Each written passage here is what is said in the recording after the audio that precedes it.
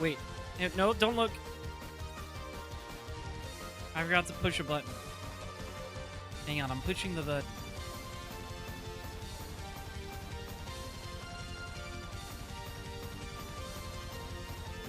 Give it a sec. I'm apparating. I'm apparating, henchman.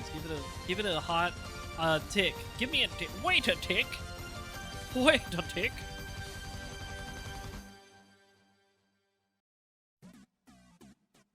Okay. All right. Ho ho ho ho. Hello. Hello, everybody. I hope you are having an excellent Saturday. It's a good Saturday. It's another Fate's. Wrong with me. It's another Fate's Day Saturday, where I will continue reading Fate's Day Night. Hello, Gotetsu. Hello, Pie Great, and hello, Kentrix. I hope you're all excited. Yeah, I was doing invisibility practice. I forgot to turn it off. It's fine. It's all okay. Listen, I know you don't have object permanence, henchbuns, but I'm here now, okay? I'm here now for you. You don't have to worry. We're gonna read some more Fate's Day Night tonight. It'll be great. I'm excited. I am very sure that we're about at the end of Unlimited Blade Works. I have a hard time believing that this isn't the climax, right? It's just that fucking Gilgamesh guy again. That fucking Gilgamesh, always up to something, always up to swords. But guess who else is up to swords? How many paths are there in this? 3. There's the original Root Fate. The one we're on now is Unlimited Blade Works, and the third one is called Heaven's Feel? I think that's right. A little bit closer to heaven. Said with the Max Payne face. It's not like Tsukihime where there's like 6. Right? Because there's Arkwid, CL, Akiha. No, wait, that would be 5, yeah. And the maids, Hisui and Kohaku.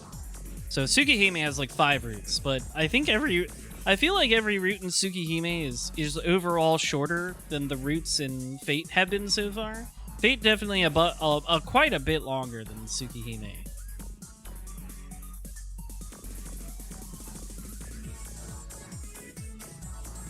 Fate's definitely quite a bit longer than Tsukihime so far. Like I think so far, even though that here at the end of Unlimited Blade Works, this has been more streams than Tsukihime. I'm not 100% sure. I read Tsukihime like 3 years ago. Heaven's Feel is your favorite by a significant margin, but you haven't read the Rialta Nua version? You've heard that it defangs it a bit, though. Well, we'll have to find out. Maybe you can point out to me where things were defanged. Obviously we know it's not an H game anymore, so there's stuff like that, but I don't know about like violence or whatever. I guess we'll find out. I have Heaven's Feel is probably the one I know the least about, right? From cultural osmosis. I feel like cultural osmosis of Fate is like everybody knows about Saber, right? Everybody knows Saber's King Arthur and all that, and everybody knows about you know, the blade is the bone of my sword, etc. Right? Everybody knows like the Unlimited Blade Works chant. But I feel like Heaven's Feel is the one that's the most mysterious. Like, this is the one I know nothing. I probably know absolutely nothing about. I don't know anything about Sakura either. Like, people are always talking about Saber and Tosaka. But I feel like people don't really talk about Sakura as the third wife choice. I mean, maybe she isn't even that. I don't know.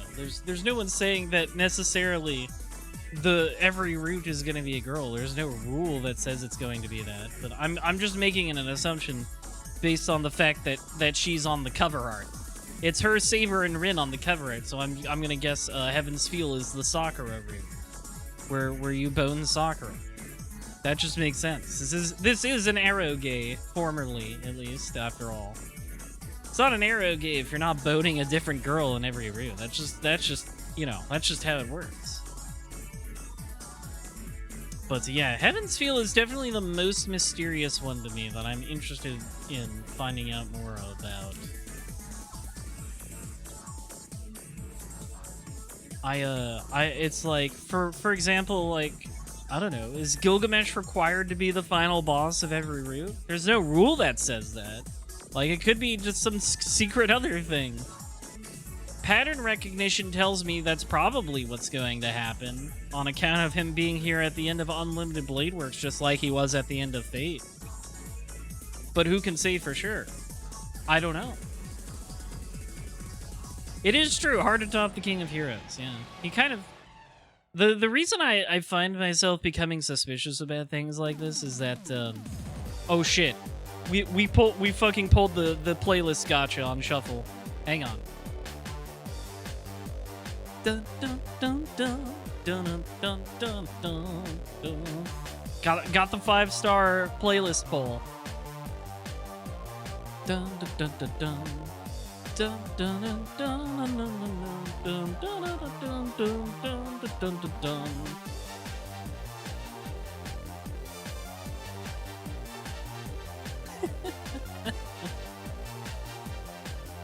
I gotta groove a little every time it pops up. We got a 5-star poll on the playlist again with Killer 7.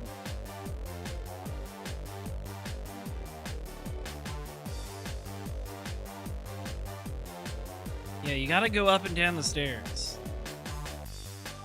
Do Kevin's crazy dodge up and down the stairs. Or Masks, where he does that weird flip. Bum bum bum bum bum bum. All right. I can keep talking. We got our couple loops.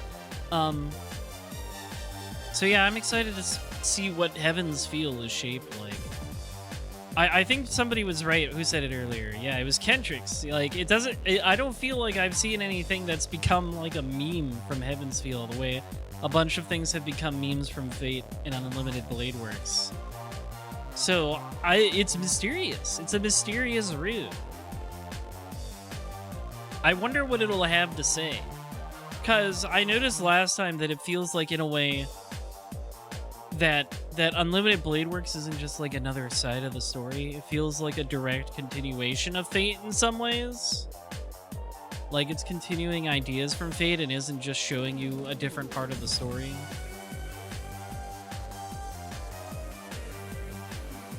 So I'm wondering if Heaven's Feel will also be like that. I'm curious.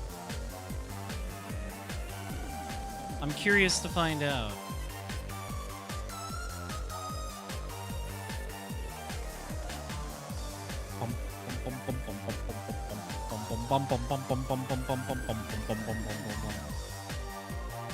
It is definitely the most interesting part of it. Right.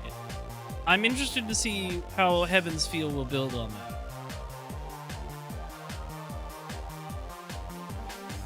Yeah, Kentrix, I think that's interesting.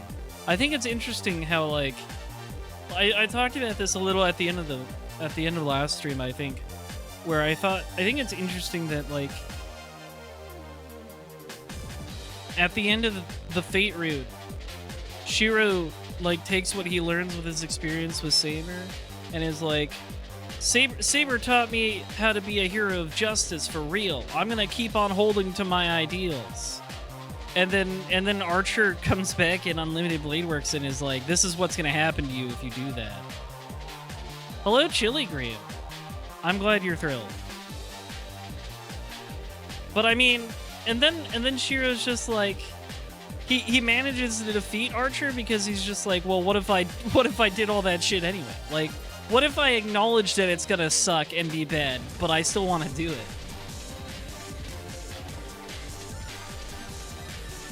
What if I think it's just good to do that?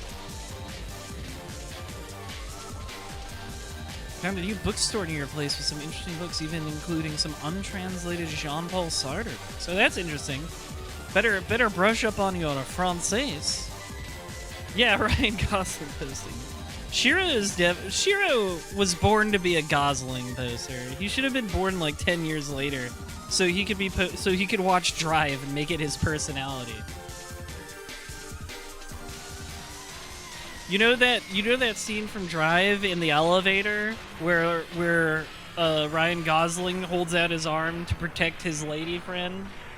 That's just like Shiro would go fucking nuts over that scene. Shiro would go fucking crazy over that scene. He'd be like, yeah, he's just like me for real.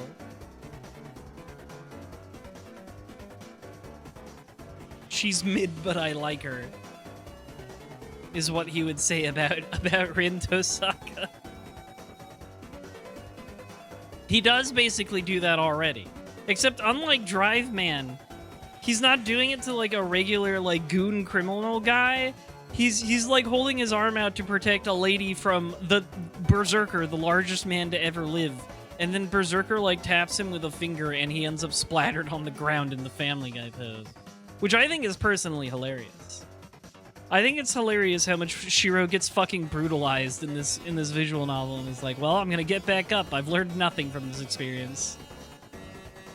He does, yeah, he says Rin's charm is hard to understand. She's mid, but I like her.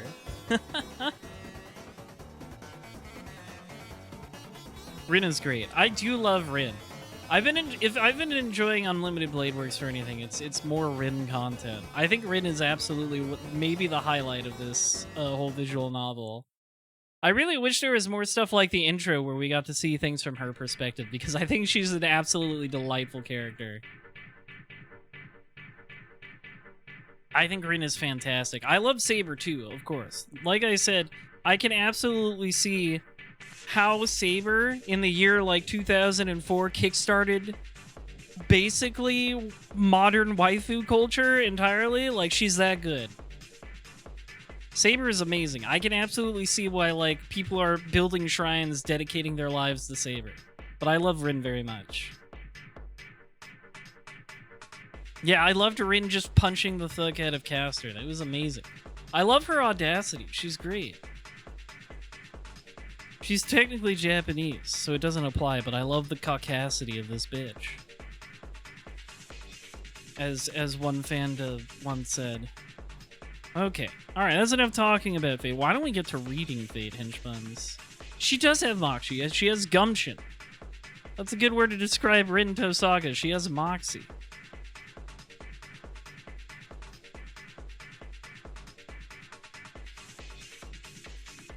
Lower the monitor. Before I get to talking about Fate, before we get back to reading Fate, I would once again like to mention Surivathon starts on the 11th, henchbuns. This is the Resident Evil charity marathon coming up, benefiting Trans Lifeline. For each day, I will be playing a different Resident Evil game, Resident Evil 1 to 5. So on the 11th, it'll be Resident Evil 1, 12th, Resident Evil 2, so on. Resident Evil 5 will be co-op, which is very fun. And speaking of co-op, we'll have some special guests, henchbuns. We're gonna have some wonderful guests. We're gonna have some wonderful guests for each stream.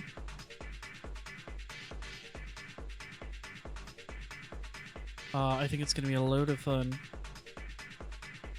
So on August 11th, we've got Resident Evil 1 with Cherry Scampers and Matt Toby. On August 12th, we have Resident Evil 2 with Kat Aerith and Gamma Chris. On Resident Evil 3, or on August 13th, we have Resident Evil 3 with Skyrocket Dog and Shiro Kaze. On August 14th, we have RE4 with Calamarici, Chris Wolfhard, and Bear Eat Salmon / Lily. And on August 15th, we've got RE5 with AO Hell, Neon Harper, and Noelle Slamrocket. Yes, RE5 is going to be co-op. It'll be great.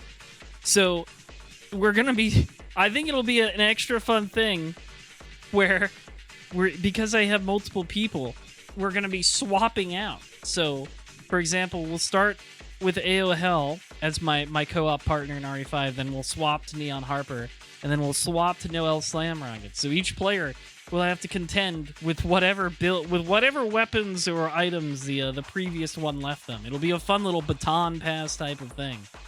I'm very excited for Survivathon, henchbuns. Reminder, this is a charity marathon. We will be donating to Trans Lifeline, an amazing organization that dedicates itself to helping our trans brethren. We're going to have some really fun donation incentives as well, as you can see. We can so there's like multiple incentives per game, and then some outside of the games. So for one, starting at $100, we'll rescue Jill at the end of Chris's route in RE1. For $200, we will get the Jill sandwich scene in RE1. If you know the proper routing, you can actually skip this scene. You don't have to see it. So if you want to see the classic Jill sandwich line, if you want to hear it, you're going to have to donate for it. For $300, we'll meet Brad and get his special key at the beginning of Resident Evil 2. Also in Resident Evil 2 for $400, we can gas the lab at the end of the game, which will make the game in the B route harder. For $600 in Resident Evil 3, we will fight Nemesis every time he appears and defeat him and get the special items he drops. For $800 in Resident Evil 4, we'll save the dog. For $1,000 in RE4, we will fight and kill the Verdugo without using the rocket launcher. For $1,500, we will set up a 4-player session of Resident Evil Outbreak, the 6th-gen PS2 era Resident Evil game that is 4-player co-op and actually had online functionality. For $2,000, I will find some people to drag in to do a watch and review of the 4 Resident Evil CG animated films. And for $3,000, a second marathon will be unlocked where I play all the remakes, 1 to 4. So I think these are some really fun goals. I'm really excited for Surivathon Henchbuns. This is starting in just a couple days on Tuesday, the 11th. So please look forward to it. Please be prepared to donate. I'm really excited to get everything set up. I've been practicing every game for it. So it's going to be a good time. I've got some fun stuff to show. Obviously, you know, RE2 Original is my favorite game of all time. So I'm quite the expert in this one specifically. But I've been brushing up on 1, 3, 4, and less so 5. Like, I didn't really need to practice 5. But I have practiced 1, 3, and 4 as well. So please look forward to Surivathon Henchbuns. I think it's going to be an amazing time. I think it's going to be great. I hope you're excited for it. I think it's going to be super cool. Now, with that said, let me get my reading glasses on, and let's start Fate Stay Night. Let's get to the end of our Unlimited Blade Works. Let me get this up here. I always think it's really funny how there's like achievements for fucking visual novels on Steam. Like, you need to have achievements for every single game on Steam, or else all the Steam discussion page will be like, "Why there are achievements? I need my good boy achievement points." I'm like, it's a fucking visual novel, dude. You read it.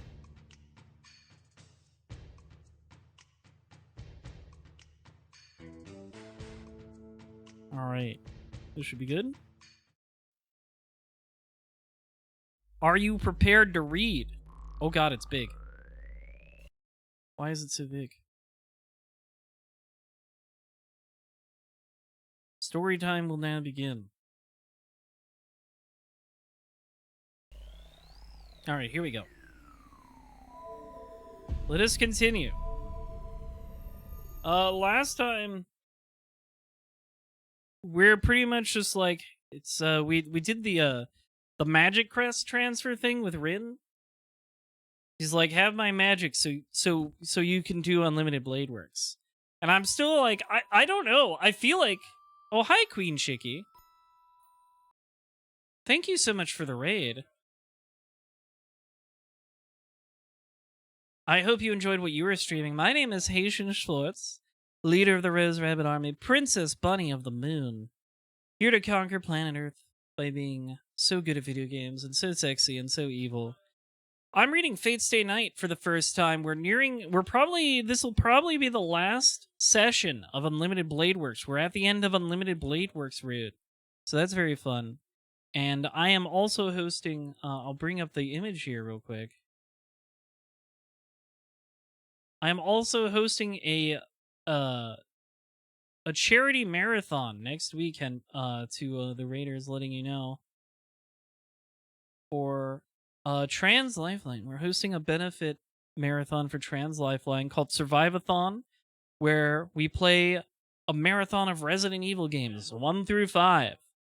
So I hope if you have not seen my streams before, if you're not already following, I hope you'll come back next week for Survivathon and donate for a good cause. I was just talking about it a little bit before we started reading here. But let's get back to reading Fate Stay Night. We just started. We just started tonight's reading session. So I'm excited for it. I'm excited to finish Unlimited Blade Works tonight. Thank you, Queen Shigi. And I hope you enjoy the rest of your evening. Okay. let me get my reading shit on. No, don't auto mode me. I turn off the lights in the house. It's 4 in the morning. We leave the Emiya residence with a few hours left until dawn. We have our plan. There's nothing else to discuss. Now we just need to get to the battlefield and carry out each of our responsibilities. There's no guarantee we'll come back safely. Well, until now it's been a recurring event, but this time there is no guarantee we'll return. So I need to make sure to turn off all the lights in my house. Yeah, if I die, it would suck to run up the electricity bill. Hare? Someone's standing in the garden. A blonde girl gazes up at the night sky, doing nothing in particular.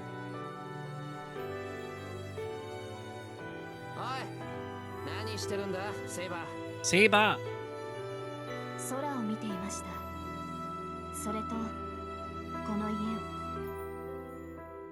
She answers me in a very gentle voice.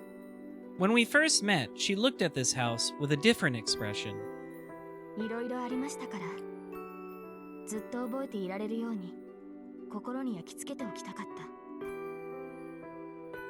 Her voice, it reflects a determination that she might never come back, even greater than mine.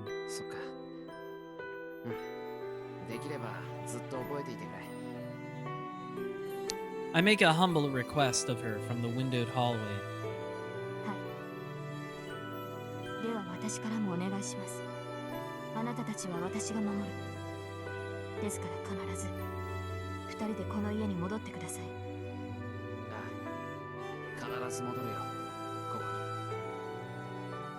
That's the only answer I can give now. We're going to destroy the Holy Grail. When that happens, Saber will leave too because she's a servant. I'd like her to stay here, and she's even developed an attachment to our home. But that's a rule she can't break as long as she's a servant.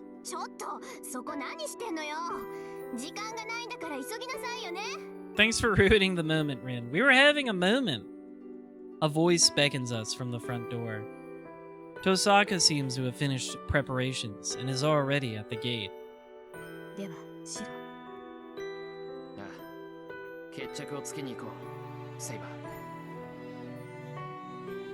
I turn off the last light and leave the house with Saber.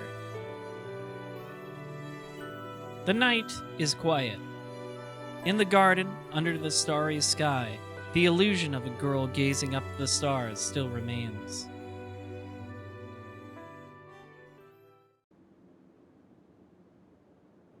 Our direction is set. Saber is going to breach Ryudo Temple from the front gate, while Tosaka and I will infiltrate from the back of the mountain. We plan to have Saber enter the temple slightly sooner than us to draw Gilgamesh's attention. We'll use the opening to sneak into Ryudo Temple from the back, stop the Holy Grail as soon as possible, and then back Saber up. Then, I'll counter Gilgamesh's noble phantasm with my projection, so Saber can close in and finish him off. That's our only strategy right now.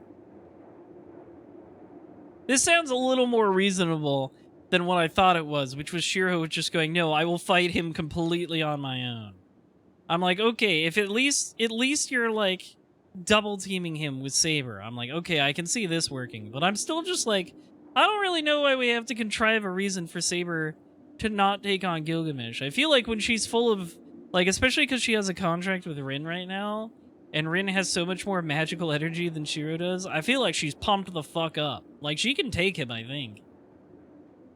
There's a barely intact path in the hills behind the temple.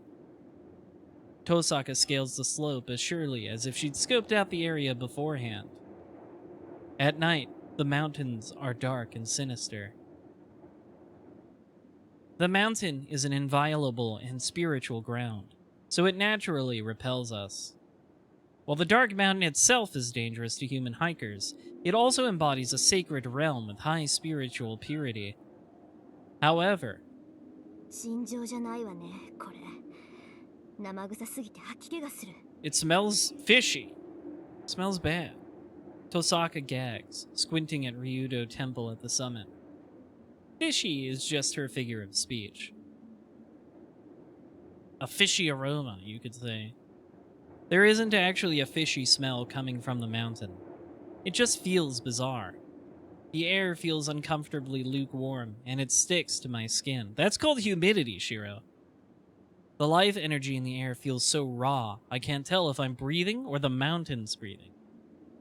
I even hallucinate that we're hiking up a giant intestine, not a mountain. Okay. I feel like hallucinate is a strong word for what you just said. Suddenly, Tosaka asked me how I was. Mid, you could say.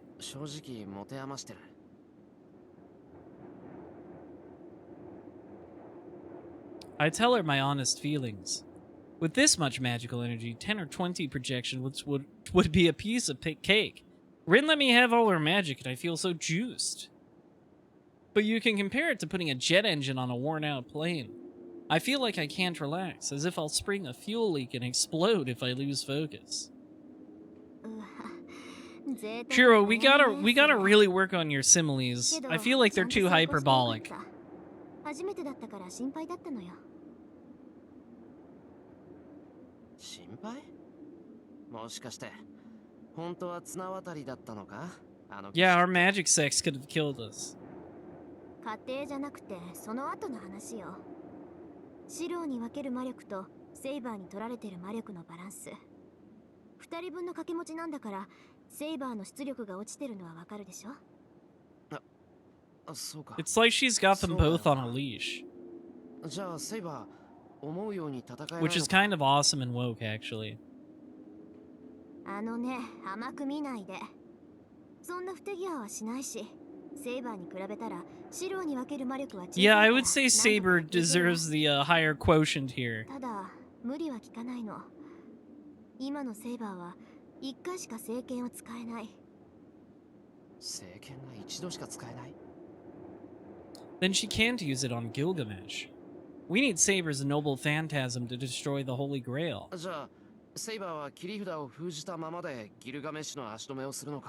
What if she had another trump card that she could just pull out of your body, Shiro? ええ。だから少しでも早く合流しないとまずいわ。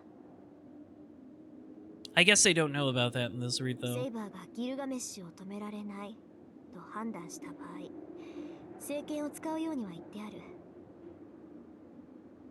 けど、そうしたらセイバーに後はないの。セイバーの聖剣でなければ聖杯を壊せない。 What if you win and then just wish for the Holy Grail to destroy itself? Is that like is that like one of the rules genies have? Like you can't make a wish for me to kill myself, the genie says? だからその時は He holds his breath. When that happens, she's prepared to use the sacred sword, knowing that she'll disappear afterward.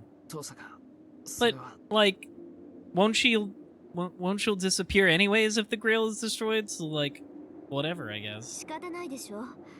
これはセイバーが言い出したことなんだから。私が止めたって彼女は聖杯を壊すわよ。 If she destroys the Holy Grail, she disappears anyways, so seems fine to me. Like, I thought we were all in on this sacrifice. Tosaka doesn't look at me as she murmurs. Damn it, what a fool she is. This is just as hard on Tosaka. She doesn't want Saber to disappear either. Then... It's true, Archer couldn't tell them. Wow. That's a good thing to say, Rin. See, I can, with lines like that, I see why people could be tricked into thinking Nasu is woke. I don't think he is, but I see how people could be tricked themselves into thinking that. We run up a game trail. I know what we need to do. We'll stop the Holy Grail as fast as we can, and then go settle things with Gilgamesh. I know, so much of the prologue is just Rin ogling the women in her life. And then she, like, sees Saber, and even though Saber is about to behead her, like, the first thing she thinks is this is the most beautiful thing I've ever seen. The mountain is rumbling. Dark clouds shroud the sky, and the trees seem to tremble nervously due to the tremors. Saber watches it all from the mountain gate. She sensed it as soon as she felt the noxious... Oh, Minos. Thanks for the resub.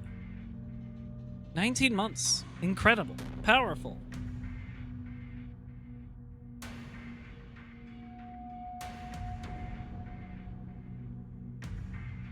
I don't know, Pygrade. I have my doubts even about that. I think when Nasu wrote these things, it was from a very straight, it's awesome when girls kiss view. I have yet to see any evidence of progressiveness in Nasu's text, but you know, maybe the more we go on, the maybe more things in the future I read, I'll be convinced. She sensed it as soon as she felt the noxious, indescribable aura oozing from Ryudo Temple. The Golden Servant isn't the only one waiting for her at the top of these stairs. Something aberrant lies in wait for her and her allies. Yeah, we turned Shinji into a meatball. She can't make any mistakes up ahead.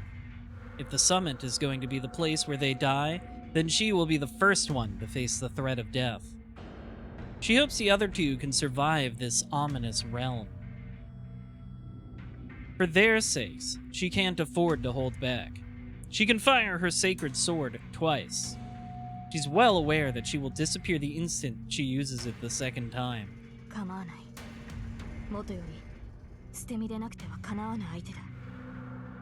Gilgamesh, the king of heroes. The only way to defeat the man with 1,000 noble phantasms is with a decisive strike from her sacred sword. She recalls Rin's words. There is 1 minute left until the appointed time. How does she... So is Saber really good at counting time? Does she have a watch? Did they give her one? Saber breathes and deeply considers her condition. A breeze blows from the summit. She begins up the stone steps once the ill wind begins to shake the trees. Woo! I love it whenever we see things from Saber's perspective and she just leaps forward 50 feet. She's awesome.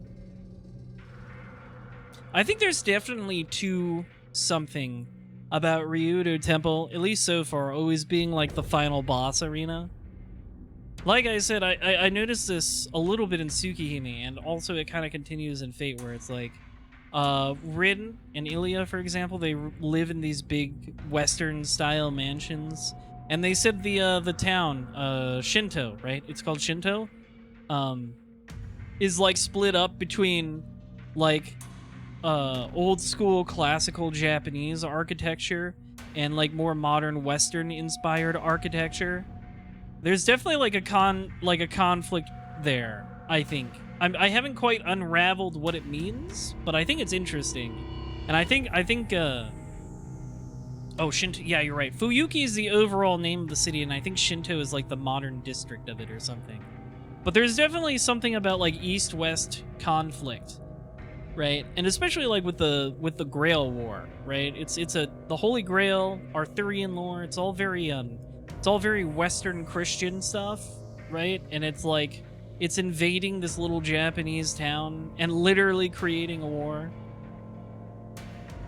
I think it's interesting. And I think it's interesting how, because of that, the final arena is always Ryudo Temple, right? Like this sacred temple of cultural Japanese import has been like twisted and corrupted by the Grail's presence. I think that's interesting. There's like some sort of secondary theme about cultural conflict going on in here, and it was a little bit in Tsukihime, right? Because Shiki and his family, they're all kind of wealthy and live in this fancy Western style mansion, right? And have fancy Western dressed maids. And you know, Arkwid and CL, they're both like Arkwid is German born and CL is French. Right? There's something there about like a cultural conflict that kind of continues through Tsukihime into Fate Stay Night. And I'm not sure if it's like intentional or if it's just kind of like the background radiation of the late 90s and early 2000s in Japan. Something cultural that was going on then. It's interesting for sure. She dashes up the steps in a single breath. As soon as she stepped foot on the stairs, the enemy would have realized her assault. The last servant she needs to defeat should appear within the temple grounds. She needs to get there fast so she can defeat Gilgamesh before Rin and Shiro arrive. She isn't defying her master's orders. She began her assault after 30 minutes, just as Rin commanded. Even if she enters the temple grounds earlier than expected and engages Gilgamesh, that isn't a violation of her orders. She's just deviated from her master's projections in the course of protecting her master's life. Very clever, Saber. I hope this doesn't get you killed. While the air from the summit is putrid, she is like a gust of cleansing wind that cuts at the rock as she ascends the steps. It will take her less than a minute to reach the temple. That should put her about 5 minutes ahead of Rin's projections. It will give her plenty of time to end the battle with Gilgamesh. She runs, enduring the ominous chill from the mountain gate. Like a silver speeding bullet, she races towards the summit. Just as she came up to the gate, she didn't mean to stop, but she comes to a sudden halt. Sweat coats her forehead. Saber gazes up the mountain gate in astonishment.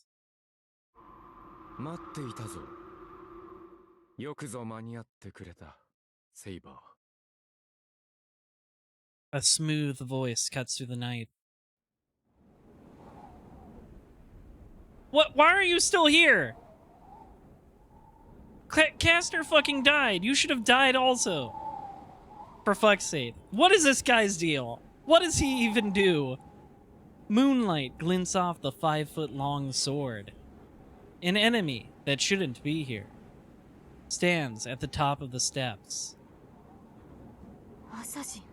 Why are you here?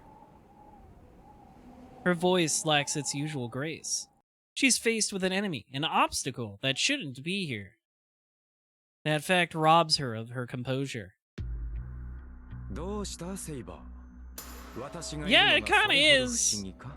You shouldn't have the magic to sustain yourself, pal.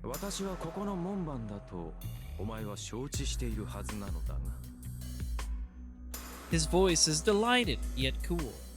The swordsman seems completely unchanged, his back to the ill wind from the summit.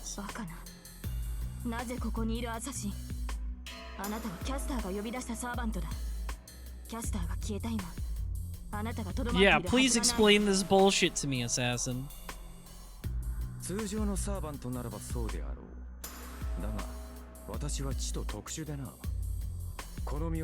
What? Castor, why did you do this?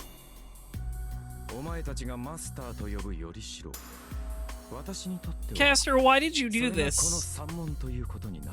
Like, you had to have made this an intentional thing.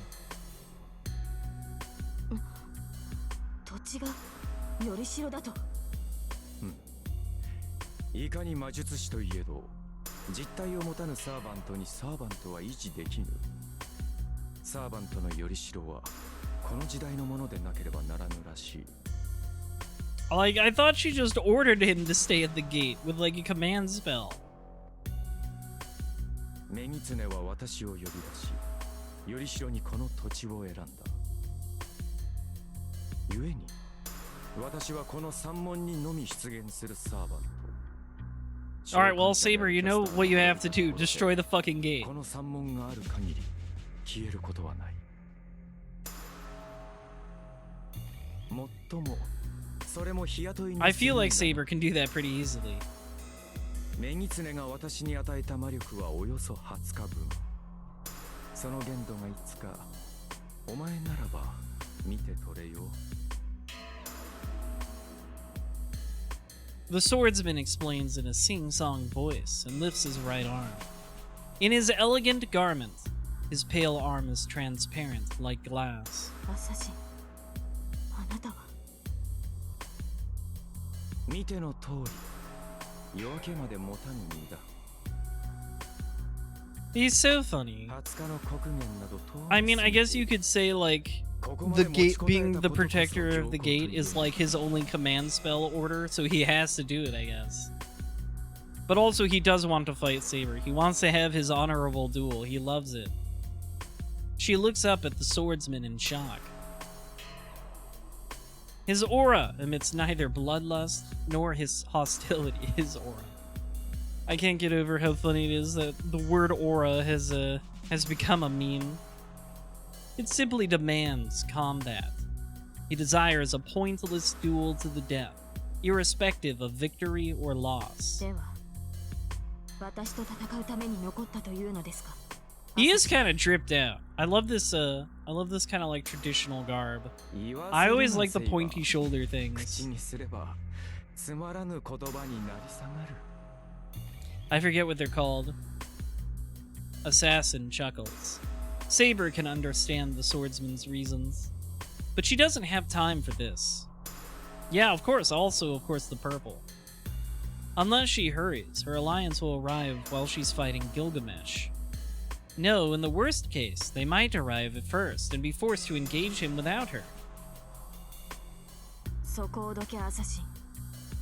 あなたに門番を命じたキャスターは消えた。I think he doesn't really have a choice. Like, it's kind of a command spell type thing, I think.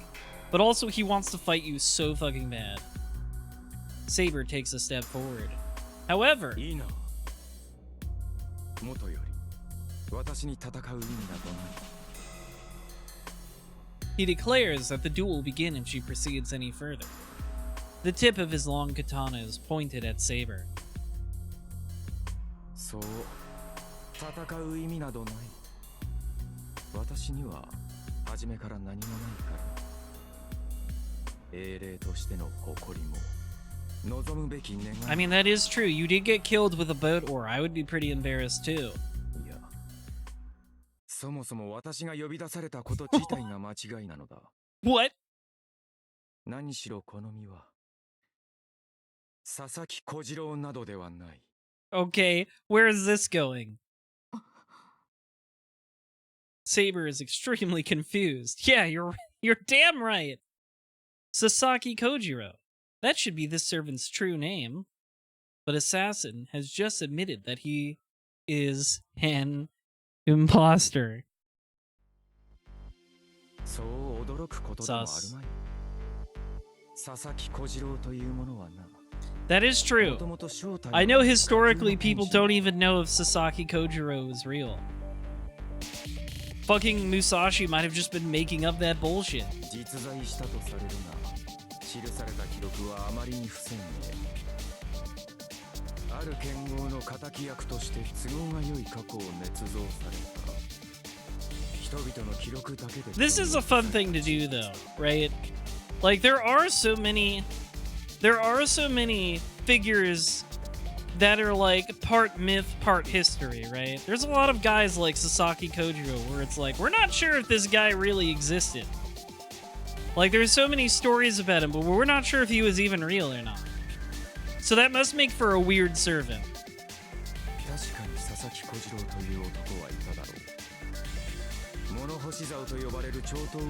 Yeah, Robin Hood?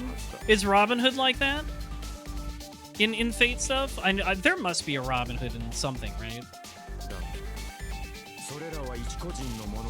Yeah, it isn't. Yeah, it is kind of a thematic tie-in, right? Right, like I was talking before about how like Archer with his reality marble makes like 99% perfect copies of things, whereas Gilgamesh makes the original versions of things. And so that's like, can a copy be just as good as the original type of thing? And so Sasaki Kojiro in this context is like a fake copy himself. I think that's interesting. 佐々木小次郎という剣士は引き立て役としてのみ作られた架空の武芸者であったはずだ。 Archer himself, a fictional figure in a way to be the foil to Gilgamesh. 架空の英霊ですがあなたはそう佐々木小次郎だ。佐々木小次郎というからそれを被るに最も適した剣士が私 I bet Robin Hood Servant is という cool. だけの話だ。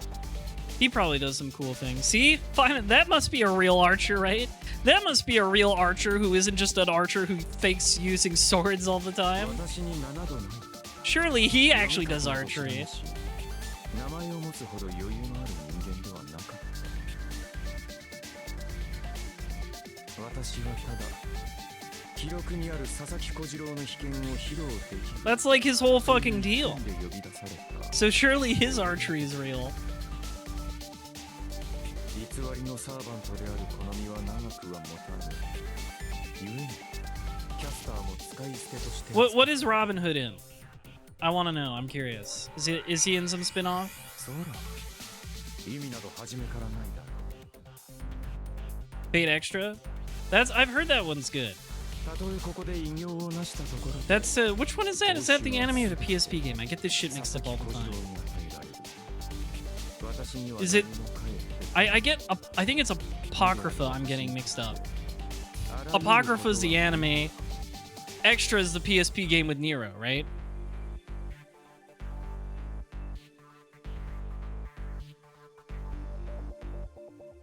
この世自分すら定かではない。佐々木小次郎という役柄を演じるだけの名のない使い捨ての剣士にする。 I know that's the one they've been working on the remake for forever. The long sword sways. The swordsman created as a fictional character stands in Saber's way, prepared to fulfill his role. I do think this is an interesting thing where it's like Kojiro is making a big deal out of being a fictional character, but like the world of Fate Stay Night treats figures like Hercules and obviously King fucking Arthur as if they were real historical figures. Obviously this is a fictional setting where magic and shit really exists, so that's not a big stretch or anything. But I think it's interesting that, like, King Arthur in our reality is a fictional character, right? I mean, it's kind of one of those quasi things where there may have at some point been a British king named Arthur that people like, but that's probably the extent of it.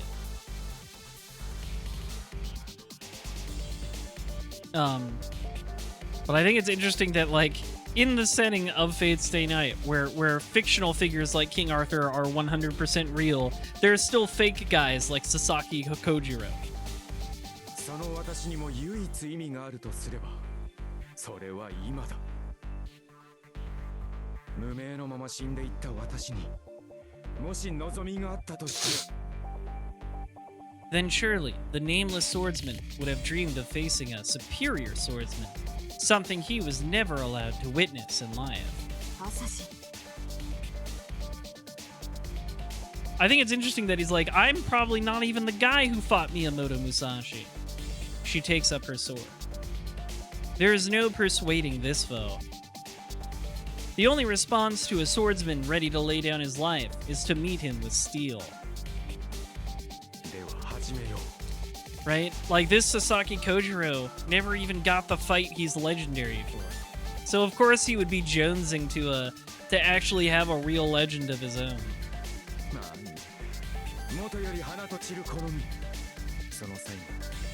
そなたで迎えられるのであらば、これ以上の幕はあるまい。 His long sword sweeps through the air. Saber's sword parries the moonlit blade. Epic Dark Souls reference. Moonlit blade? The katana suddenly changes direction. If she uses her strength against this man, she won't be strong enough to face Gilgamesh at the summit. But she also can't afford to hold back against Assassin. No. Can she win even if she goes all out against him? The katana's attacks grow sharper with each swing. A fictional swordsman, a master of the sword with no noble phantasm, who can fight on equal ground with heroic spirits. She must settle this duel with him now. Do we get to see it? May I see it? No.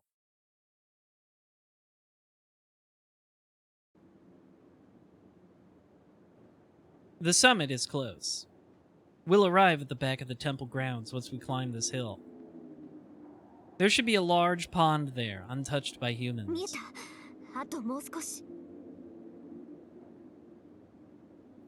Tosaka climbs the slope, pushing the branches aside. I watch her back, keeping an eye on our surroundings. And then, just as the slope levels out onto flat ground, we come face to face with it. There, say hi to Shinji, I guess. He's a big flesh ball now. He's turning into a Saya no Uta. It's a squirming hunk of flesh. The thing enshrined in the center of the pond seems to writhe and beg for help as it spews rotting black liquid around it. How big is that thing? The flesh hunk is slowly getting bigger. It looks like a floating island. The pond water looks muddy and sticky, as if there's an oil spill. Bro's turning into fucking the end of Akira.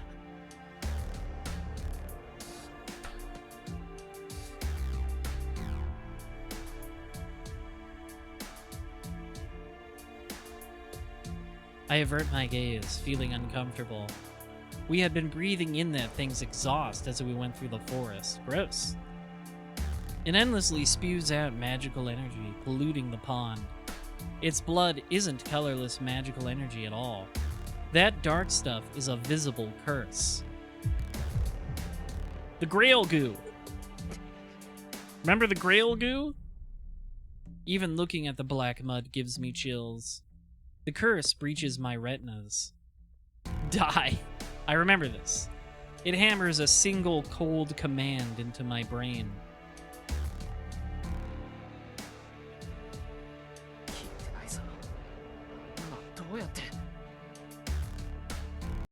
Whoops, I accidentally clicked off.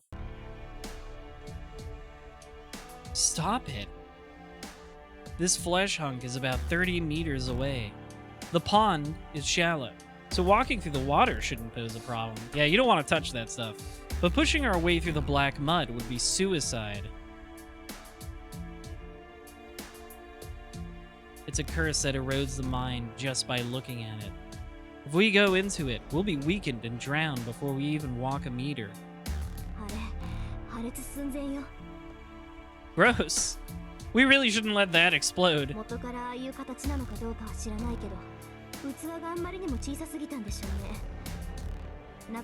Like a big pustule. It's the Grail pus.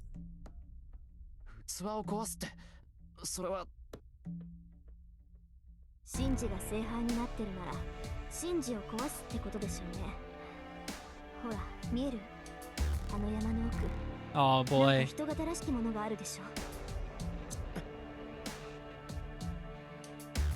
I follow Tosaka's line of sight.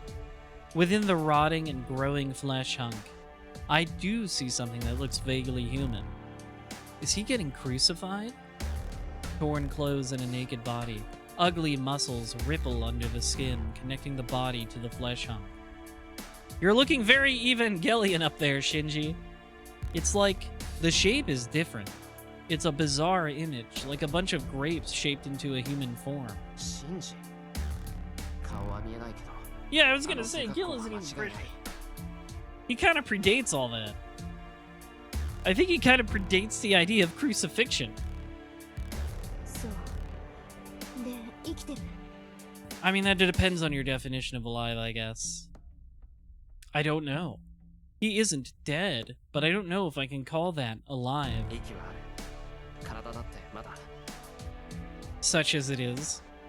I can't say that I see anything like human limbs.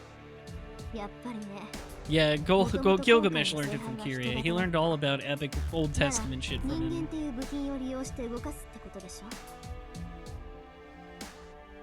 シンジは合わないからああなったみたいだけど基本的に聖杯は宿主に生きていてもらわないと作動しないあれは破裂寸前なんだろう。核になっている神事を壊すって。それは仕方なくよそうなったら聖杯も何もないただ聖杯によって開けられた穴からあの得体の知れないものが溢れてくるだけ、 No grail, just goo. だから逆に言えばまだ間に合うわ聖杯は起動しているけど願望機っていう本来の姿になってなければ壊れてもいないあの金ピカは穴だけを開けるって言ってたでしょ Yeah, he doesn't even want the wish. He just wants to cover the world in goo. あいつの目的は聖杯を起動させて器だけ壊すことなのよそうすれば Damn, I'm goo. 今みたいにあの得体の知れない泥が際限なく溢れ出てくる。 There's no time to consider it. We'll pull Shinji out of the flesh hunk and stop the Holy Grail. 父さんあの泥 I feel like it's not gonna be so simple. 凍らせちまえば上を歩けそうだけど。無理ただの水ならいけるけどあれはもう呪いに加工された魔力なのよ形になった魔術を凍らせるなんてそんなの氷結専門の I guess that 術 makes で難 sense, しいわ yeah. そうか。ならあとは。 We'll just have to pray for good luck. We're just gonna have to fucking brute force this shit. The only option is to cross the pond before the curse corrupts us and extract Shinji. そのままで行く気無理よあなたじゃいいとこ真ん中で飲み込まれるってば Well, what else are we supposed to do? やってみなくちゃわからないだろう。もう時間がない。セイバーも今頃あいつと戦ってるはずだ。ここで躊躇している暇は。 Yeah, I know. The goo didn't do great for Shiro last time. I whirl around and move to protect Tosaka. これは驚いた。 Oh, hi, Gilgamesh. まさか三度もその不出来な顔を見るとはな。雑種。 The shoot. Gilgamesh sneers at us. He appeared by the pond instead of the temple, as if he predicted our moves. キルカメッシュ嘘 Another guy with a sword. Just one, though. I like how Gilgamesh is just wearing this fuckboy outfit this whole time in this route. He doesn't even put on the armor. I mean, maybe he will later, I don't know. Tosaka's words indicate that Saber's engaged with some other enemy at the moment. I don't know who that might be, or how she's ended up fighting them. There's no time to consider that right now. We're facing the worst person possible. This is the strongest servant whom we were supposed to take down as a trio. And now he's here, looking at us without Saber. セーバーは不在か。 Not interested unless my waifu is here. 殺すだけか。 A terrible chill oozes from the sea of mud, while bloodlust radiates from the man in front of us. Noble phantasms hang ready and wait behind him. One wrong move, and he'll skewer us. それでは芸がない。 Oh, you have more fun and ideas, huh? 本来なら有無を言わせぬが、今回は特別に許す。せっかくの客だ。そのせいにわずか。 I can't believe this guy's been living in the modern world for like 10 years and has not learned an ounce of fashion sense. It's kind of moe in a way. My fingers tense up and I glare at the enemy. My magic circuits are open. I've lined up 14 blueprints, as many as I can manage. If he snaps his fingers, I'll replicate as many swords as I can. Now, Shiro, I know swords are your fetish, but have you ever considered countering swords with something other than more swords? Maybe shields. Let's try shields. I'm just saying. That should at least get Tosaka away.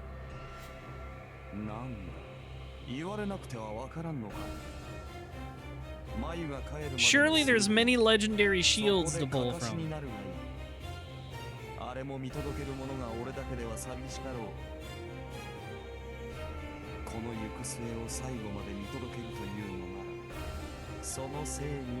I'm noticing with this sprite, Gilgamesh is like 70% leg. Bro is built like a Kotoke model kit. How can I listen to that? Our objective is to stop the Holy Grail. If there's still time, then we need to rescue Shinji from that flesh hunk.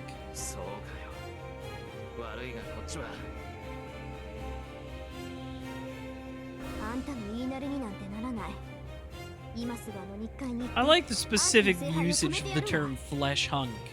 Like no other, we're not pulling our thesaurus open, it's just flesh hunk all the way down. I think flesh hunk is a good pair of words. The incredible hunk. Before I can finish, Tosaka takes the initiative and stares down Gilgamesh. His lips twist into a smile. That laugh sounds like when someone decides to kill the person in front of them.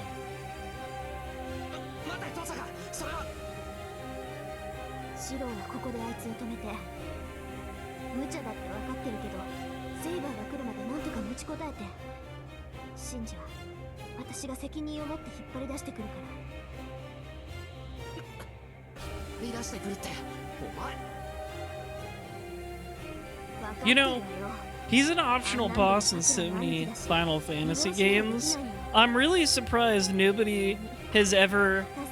They've never done like a gag with Final Fantasy Gilgamesh where he does like a Fate Gates of Babylon, right? His whole thing is even collecting swords. I think that would be funny. They should do that. Have like the optional Final Fantasy Gilgamesh boss fights where he does like, where he's like, Gates of Babylon, but all of his swords do 1 damage. They should do that. Tosaka starts to run toward the dark lake. Is she going to go into that mud as is? That's an amazing Gilgamesh sprite, thank you. This guy is the master of faces. He's making some amazing faces. He's having a wonderful time.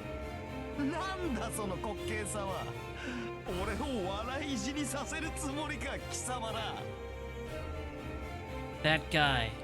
He laughs condescendingly at Tosaka's determination. I hate it when people make fun of girls. It's the worst thing. Never insult a woman. Wait, why is he like kind of cute in this sprite? Why did he go from like hideous to cute? Now he just looks like an Ikemen type in an Otome game.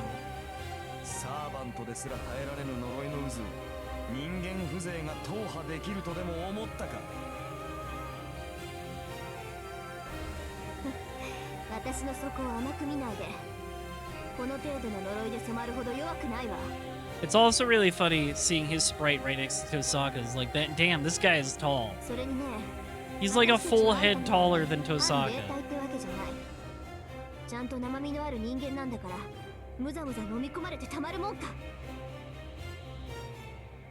She's obviously bluffing, but Tosaka might actually be able to get across if she says so. Like she said, Rin Tosaka isn't so weak as to lose to a curse like that.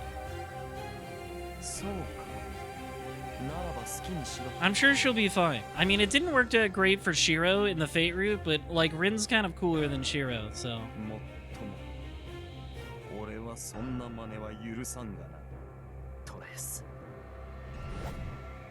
A sword shoots forward.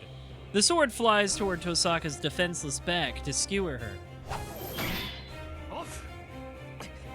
Wait, what does trace off mean? I thought we were trace on. But it's instantly deflected by my concho when I step in. I breathe heavily. I made it, although I had prepared myself. This was the first time I'd been able to project so quickly. It must be thanks to Tosaka's magical energy. At this rate, we might be able to... He's so unimpressed. He does not look impressed. Murderous rage fills his red eyes. My projection triggers him to get serious. Triggered, liberal? The noble phantasms behind his back increase in number. Behind me, I hear Tosaka's concerned voice. I don't look back, and I keep my eyes on the enemy with my concho at the ready.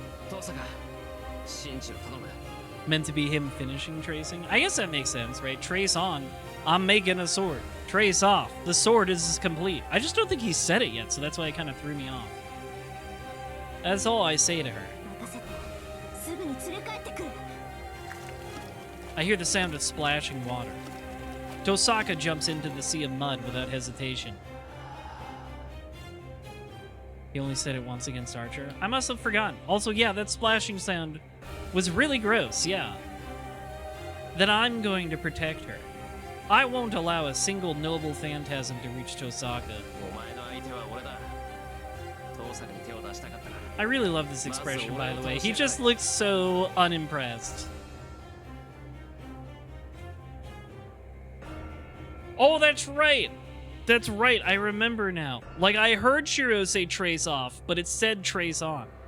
That's right, now I remember that. I remember, yeah. I was really confused by that. Which I guess is also why I was confused this time.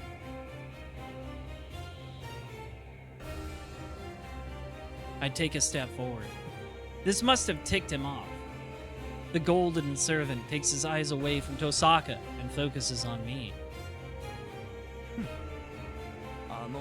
I'm not mad.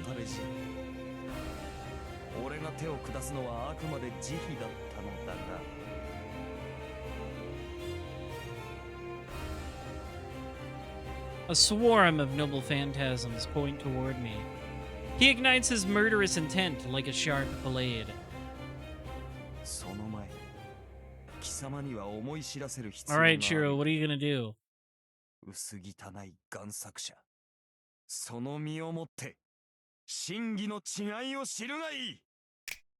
He deploys his own treasures without reserve. What's the plan here, Shiro? Are you gonna say the thing? Oh no, we're cutting back to Saber. Okay. The long sword slashes the darkness. We have to build the anticipation a little more. I'm excited for this fight, though. This will be cool. They've been kind of gassing up Assassin for a while. It's like they've like kind of blue-balled us on the real Saber versus Assassin fight like 2 or 3 times. So you better fucking impress me with this one. This is the real deal. Assassin freely wields a nearly 2-meter-long sword, and Saber is still unable to step within range. Oh, hang on. They're breaking out the Japanese pan flutes. Look out.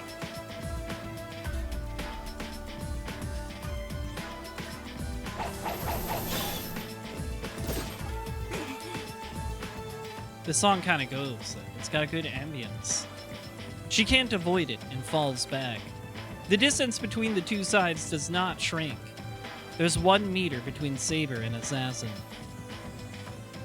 But that distance is enough to prevent Saber from even running up a few stone steps.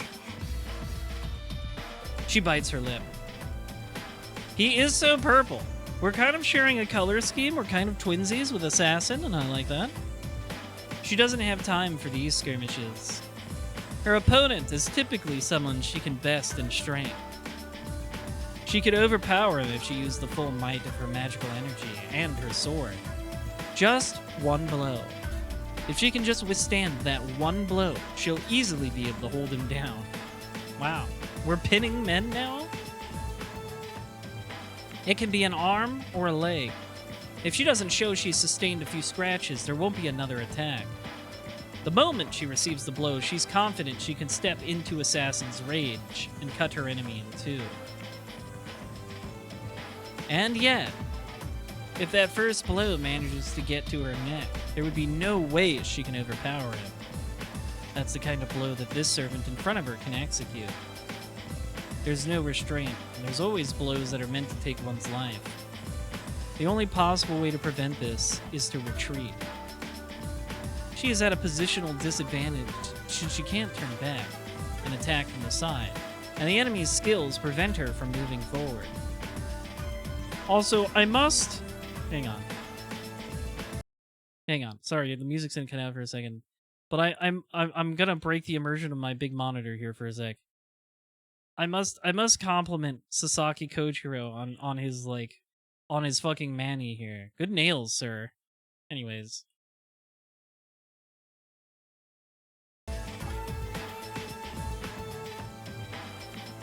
Thus, she can't step forward. She needs to reach the temple compound alive. As she stands there, Shiro and Rin are going up against Gilgamesh. You never notice? Well, good thing I'm here for you, with my hand fetish, to notice people's nails. If she's late, one of them might die. Or worse, the two of them are already.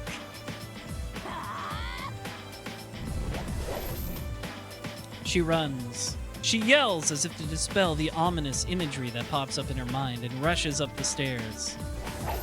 That's true, me and Kira Yoshikage share some similarities. Two trajectories collide. Seeing her rush up with abandon, Assassin swings his sword not at Saber's body, but at the sword swinging down toward him.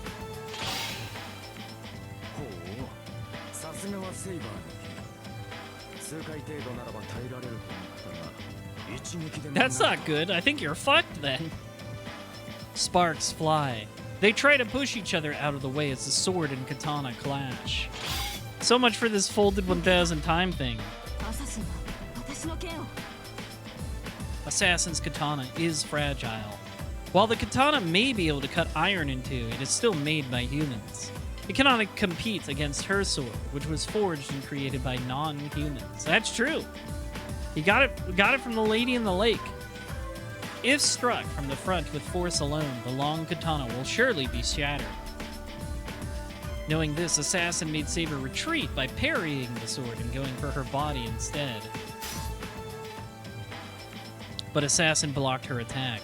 No matter how well trained and how tenacious Assassin is, his katana would not be able to fully defend against Saber's blow. The long sword that caught Saber's blow is now bent at its core. At this rate, he can no longer maintain his sharp advantage. I think you can. His sword's all fucked up now. She asks herself as she pushes back Assassin's long katana. Her hesitation creates an opening. There's a reason Assassin blocked her sword. Before she realizes that reason, she is standing in a particular position. Uh-oh. She is standing at a different position. The two, who were once standing at the top and bottom of the stairs, are now level with each other. Without realizing it, Saber's body shifted to the side and she was forced to stand on a flat footing. This is a repeat of last time. They are standing level with each other, a suitable footing to wield the secret sword. Here, Assassin is able to execute his magical blade. Oh yeah, the what was it? The sword attack that cuts twice in two different spots? Swallow reversal. Tsubame Gaishi, as I know it's called, thanks to Samurai Showdown. The three arcing blades encircle the enemy, and the target has no chance of defending or evading. It ensures that the enemy is killed. Yeah, I like how they say, by the way, it's not even a noble phantasm. He just practiced really hard and was able to cut 3 places at once. A chill. She shudders from the chill running down her neck.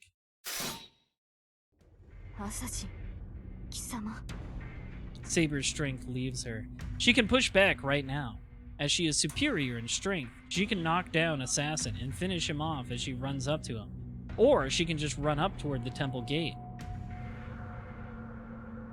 Okay, I will go Tetsu. But the outcome was going to be the same either way. If she disengages, that thing is going to come. Even if she knocks him away, whether she rushes in for the final blow or exposes her back to run up the stairs, that magical blade will be released, and it will be over for her. Which means she can't push forward.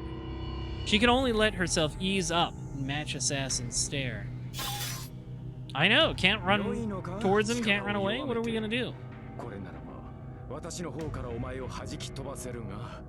What's the plan here, Saber?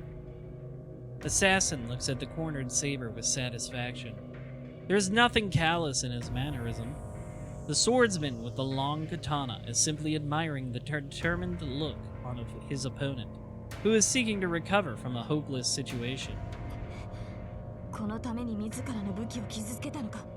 Surely, like, if his sword is bent in a weird way, it must be, like, throwing off his balance at least a little. Maybe that'll make it possible to dodge the Tsubame Gaishi. Then again, maybe he's just that fucking good, and the sword being in a different shape now doesn't matter.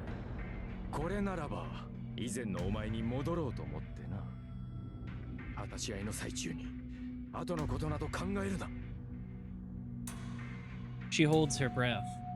Assassin's words tell her that he sees right through her, yet it does not sound insulting.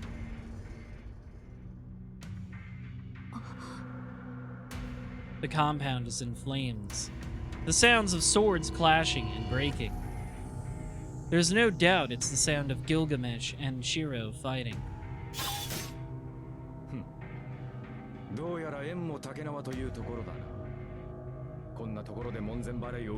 Better work fast, girly. Yeah, even he's telling Saber to live in the moment in a way and stop thinking about all her royal duties.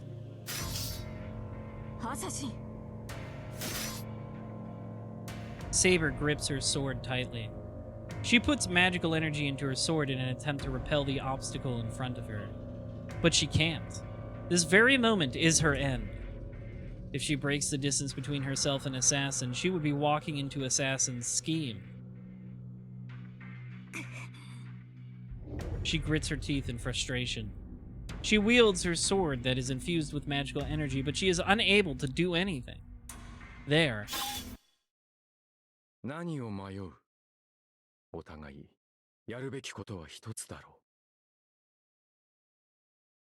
The swordsman says it clearly.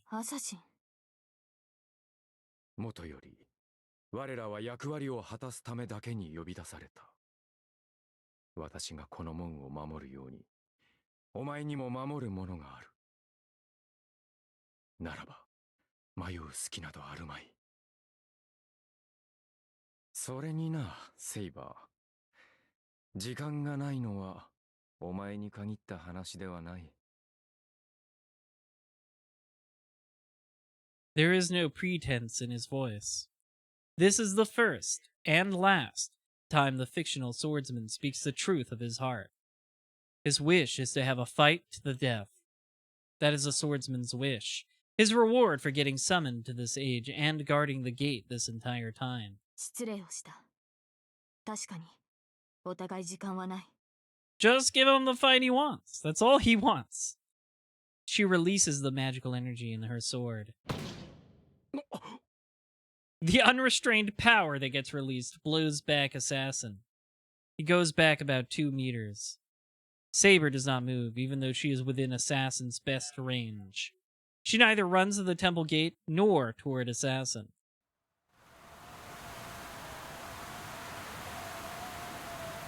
Well, you asked for it, buddy. You wanted the sword, you get the sword.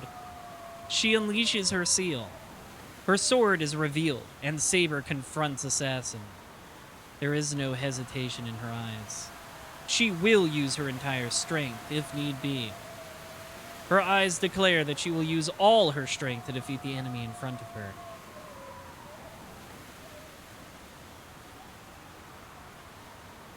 No words will be exchanged from now. The imaginary swordsman slowly readies his long katana. Nice pose. Very Sephiroth. He readies his strongest sword technique against the greatest enemy of his life.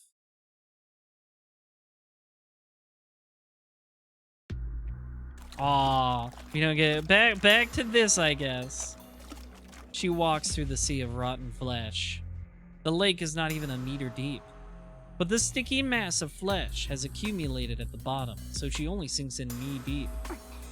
Gross. Yeah, it is really 気 gross. 持ち悪いにも程があるってのよ。もう Worst of all, it's all Shinji. She grumbles under her labored breath. Every step she takes, every step you take, gives her chills, like she's stepping on a mass number of bugs. The rotting flesh that clings to her skin is unmistakably rotting flesh, and if she stops it, will harden around her. Icky.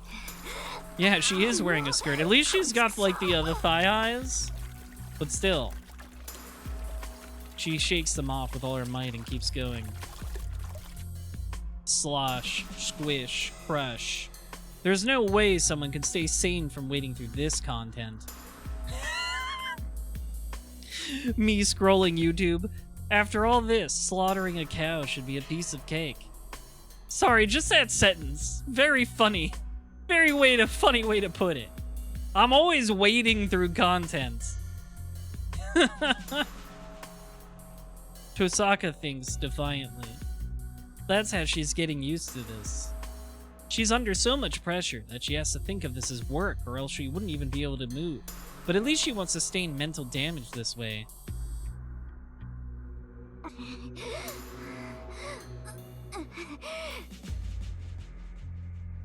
But she can't endure this just with willpower alone.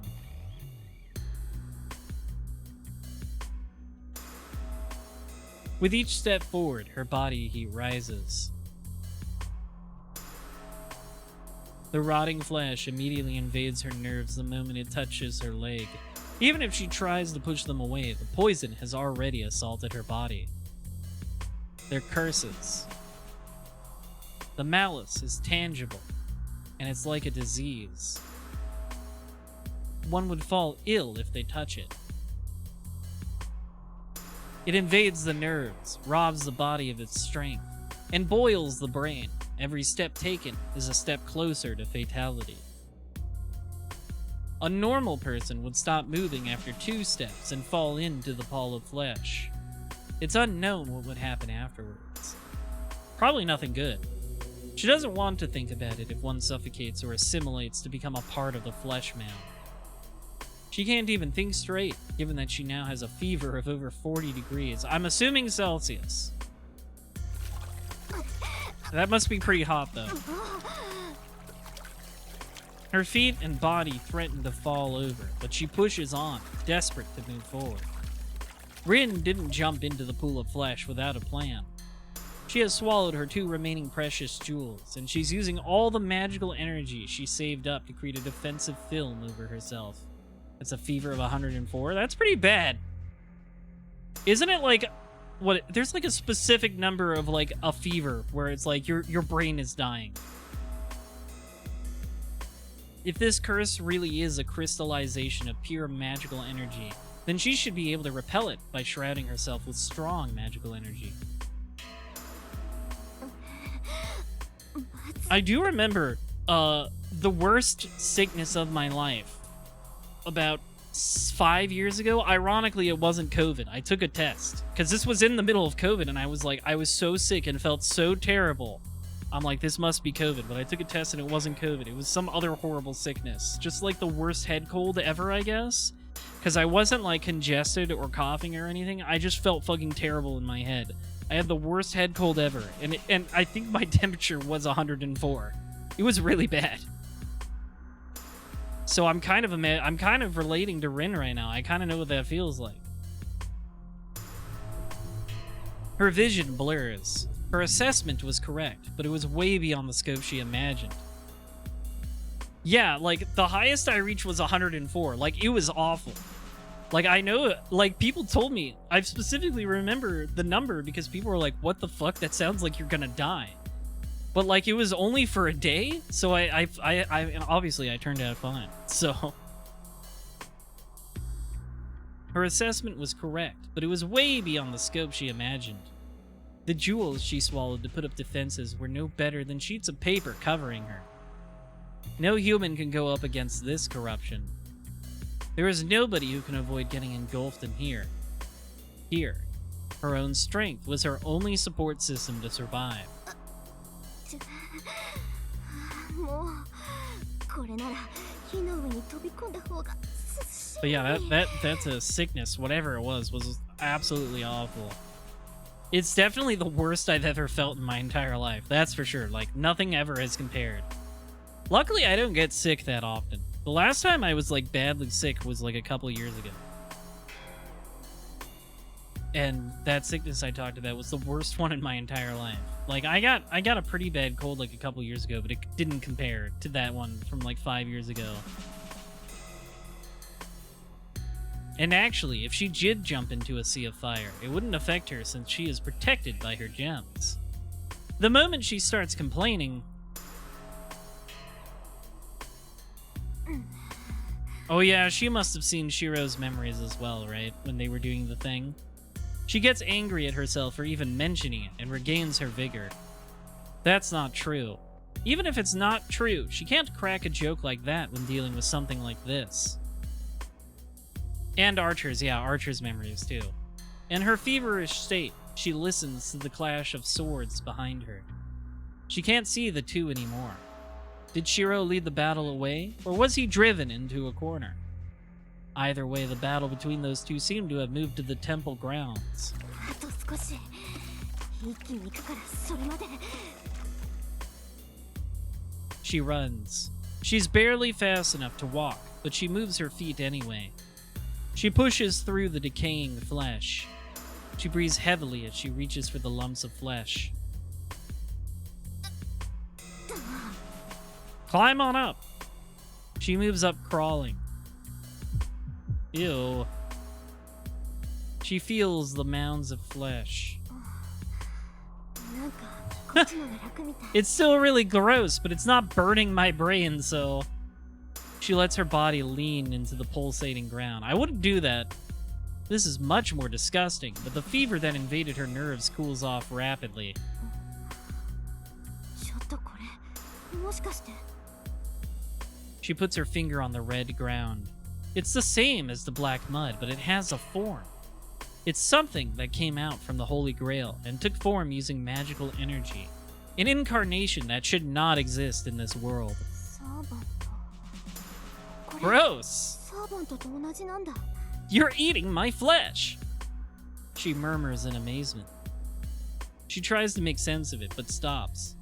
Now is not the time. There's only one thing she needs to do. よし、回復した。さっさとシンジを見つけて、こんなところとはおさらばよ。 She gets up and runs up the mound of flesh. The mountain of flesh is a floating island about 50 meters in diameter. Yeah, I guess what's going on is that, like, the Grail is manifesting stuff into reality the same way it manifests servants, right? Like the servants it creates are flesh and blood. Like, we've seen Saber bleed and stuff. So that magical energy it uses to shape, you know, servants into the people that they look like, is just going crazy and creating wild amounts of completely featureless flesh. Like, it's just big meatballs because it's not making anything specific, is my understanding of what the fuck is going on here.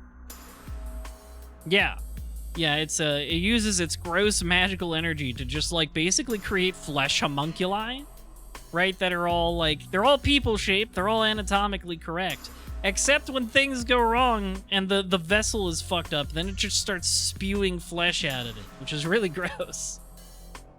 The Mountain of Flesh is a floating island about 50 meters in diameter. That's really big. She couldn't see it in its entirety from the bank of the lake, but the surface is folded over multiple times like a mountain range. Ugh. いた。 Yeah, it's got the 3D printer has AI hallucinations. Now it's just you know, it's kind of like, you've played Soma, right? It's like that. At the very depths, Shinji Mato is there, hidden among the flesh. Do we get to see it? I want to see what he looks like in the... No? Okay. Damn. I repel the incoming swords. There are more than 10 noble phantasms deployed, and all of them shoot straight toward me like arrows. which is why he's technically an archer. I throw away the swords that turn to dust and ready for the next attack. In a single gulp of air, my labored breathing goes back to normal.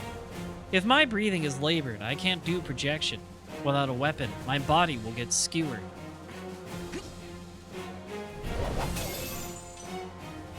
This isn't a battle against that guy. It's a battle against myself. The moment my projection speed and accuracy go down, that'll be when I disappear.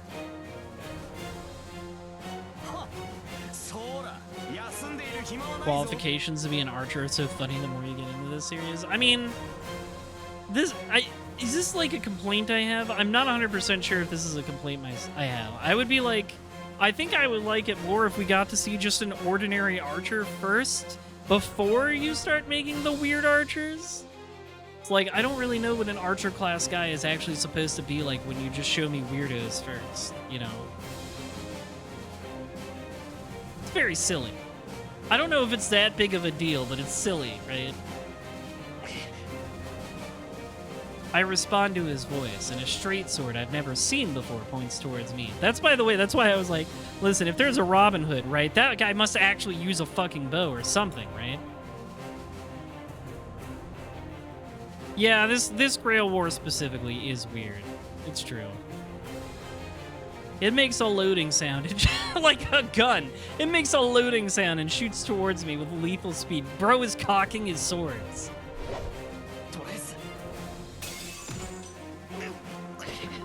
I'm unable to deflect the full impact, and I fall to the ground on my back. I quickly roll to the side and stand up to regain my stance.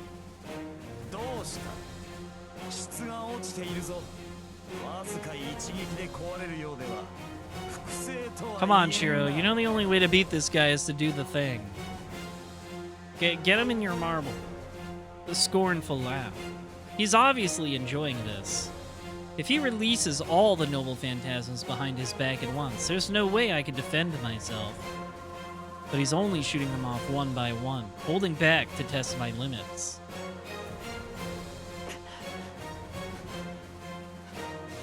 But I'm lucky that's happening right now. Despite Tosaka backing me up, it's difficult for me to project after only seeing the opponent's weapon. I can only replicate its appearance. I can't construct its inner abilities, which is why they get destroyed after a single hit.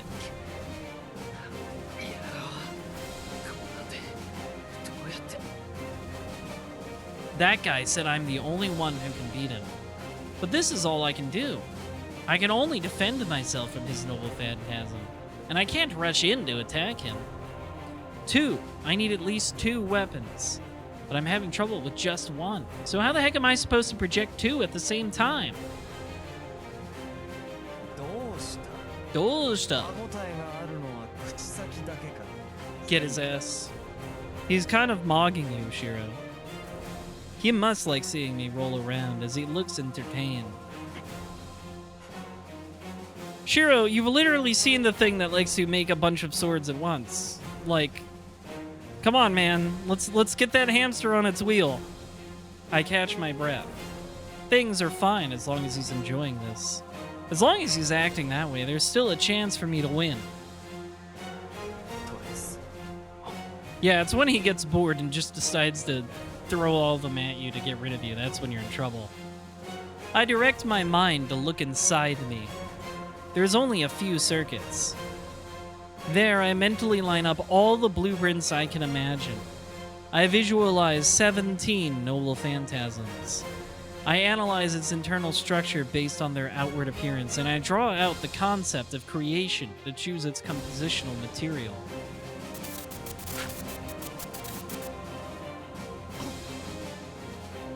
I cough up blood.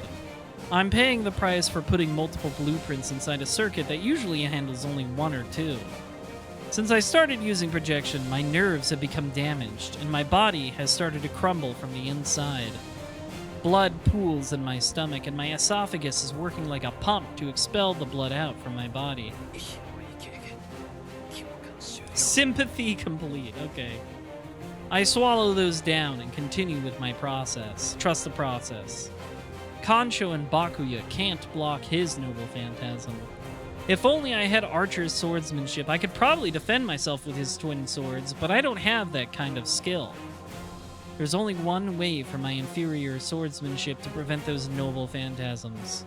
I just have to offset using the same exact noble phantasms that he deploys.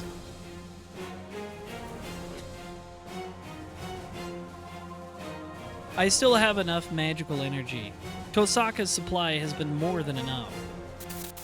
Yeah, I think this is just gonna piss him off. Seeing you try to make as many copies of his swords as possible. That is also true, Cooper Tank. At the end of the day, I have to accept that this isn't necessarily meant to be an accurate representation of these mythological heroes. It's all chuny shit, right?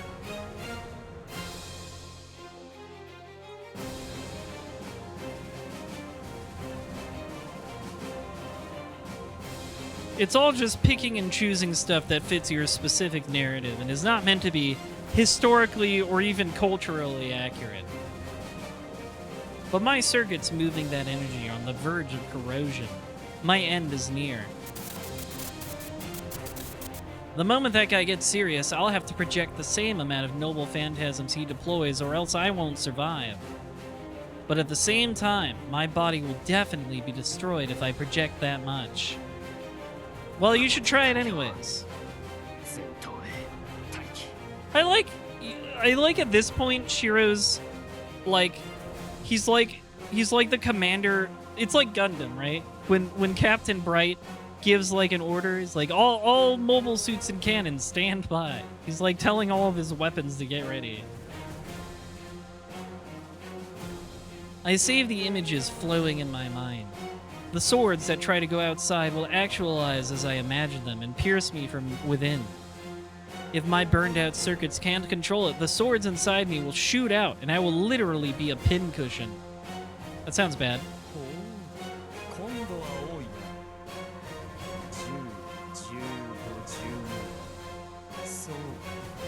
Yeah, Shiro does kind of basically treat himself like a machine.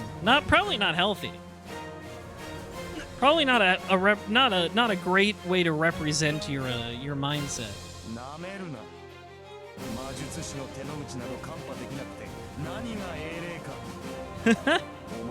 You think I'm stupid, buddy? I know what you're doing. I know what you're up to. I can feel it. His line catches me off guard.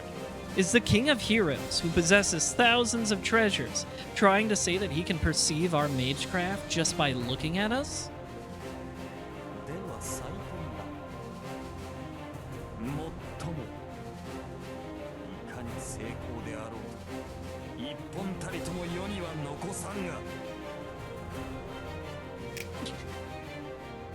I reacted too late. I was distracted by his words that had created a fatal delay on my part. Fell for it again, award. 17 noble phantasms are shot out. A portion of the king's treasure rain out like an avalanche, telling me that the king is done playing around.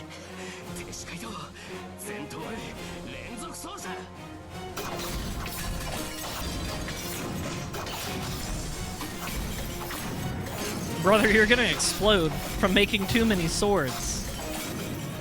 My body wavers. The swords that shoot out from within me collide with the ones shooting toward me, and the impact shakes everything around.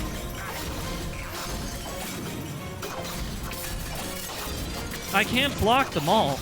Even though I project 17 noble phantasms, I can only give form to one of them at a time. Even if they're consecutive, I can only deploy one at a time. On the other hand, my opponent is able to shoot them out all at once. I've been no match from the get-go. It's rough, buddy. Sorry, Gilgamesh, can you speak up? It's a little loud.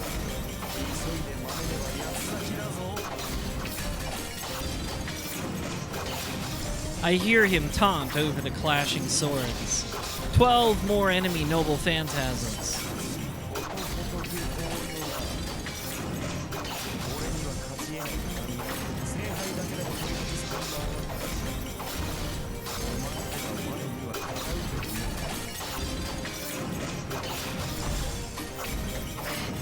Yeah, I think a lot of Gilgamesh's character in Fate Stay Night kind of just goes back to the taking his Grail mud bath and getting all fucked up and evil. My fingertips are burning.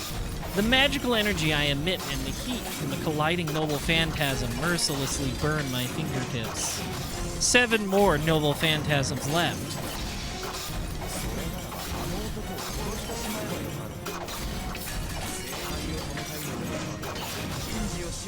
But I don't wanna. I don't wanna kill Shinji, even though he fucking deserves it. I feel like it would be a mercy kill at this point.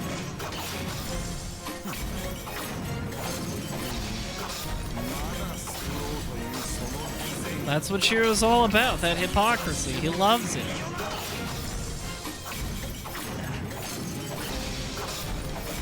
Alright, hang on. I can't take it anymore. There's gotta be a way I can turn this down.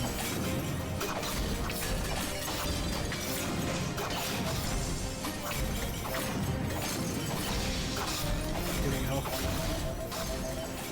There we go. We'll go with that. Thanks. It's going to break. My circuits are going to burn out completely. It's not enough. I'm no match against this man with my measly circuits. I'm just like, can we turn it down a little? Why can't I block them? That guy said I could win, but this isn't even a contest right now. So does that mean... Am I making some sort of mistake?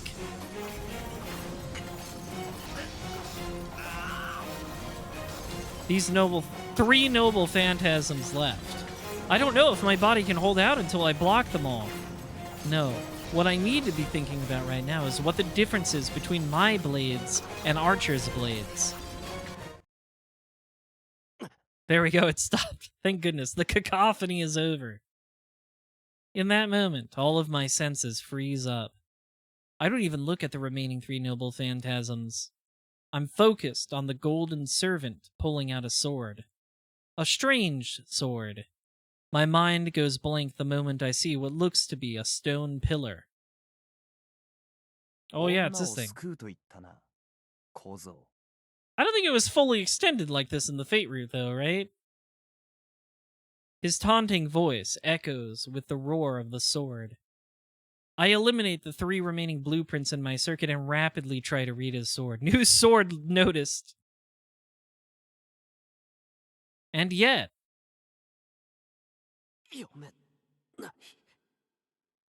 Until now, I've been able to read every sword.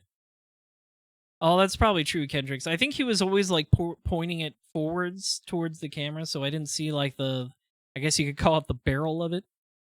It extends like a fucking toy lightsaber.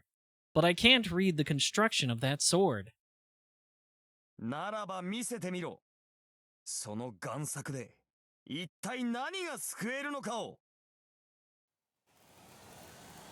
It's spinning. He's doing that thing. The wind creates a fault line.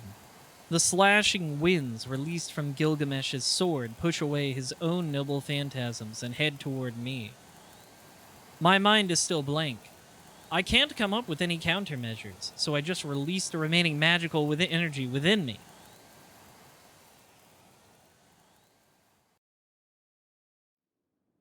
Meanwhile...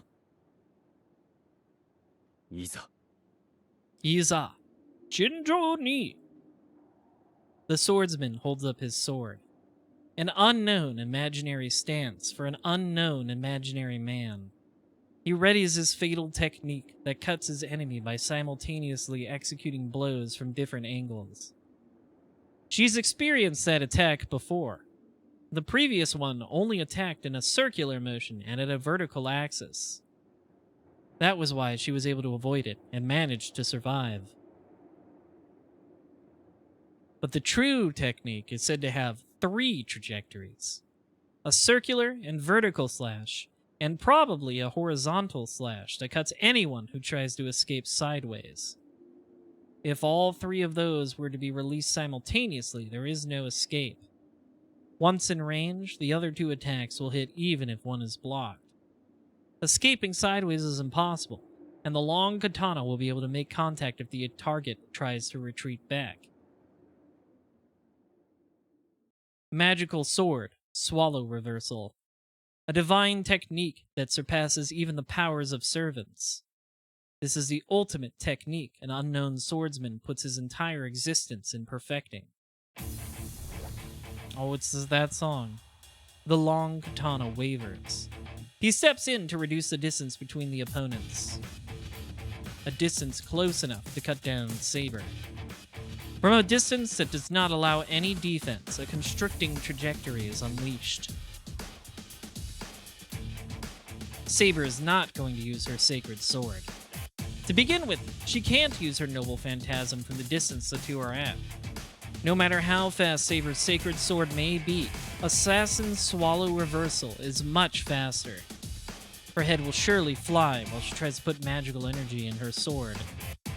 Thus, the only thing she can rely on is her sword skills. We gotta do this one legit. No Excalibur nonsense. Just pure skill. No items. Final destination. The blade's arc begins to move in. Even though this is her second time seeing it, its precision and speed are astonishing. How much training did he do to be able to execute an attack like that? At that moment, Saber could only shudder. That attack cannot be blocked. This magical sword is man's attempt at challenging the gods and Buddha. Nobody but a god would be able to prevent or parry the attack. She holds her breath. In the back of her mind, there is a faint spark as small as a grain of sand. She doesn't think of what that is or if it's the right thing to do. But she risks everything on that one instinctual inspiration.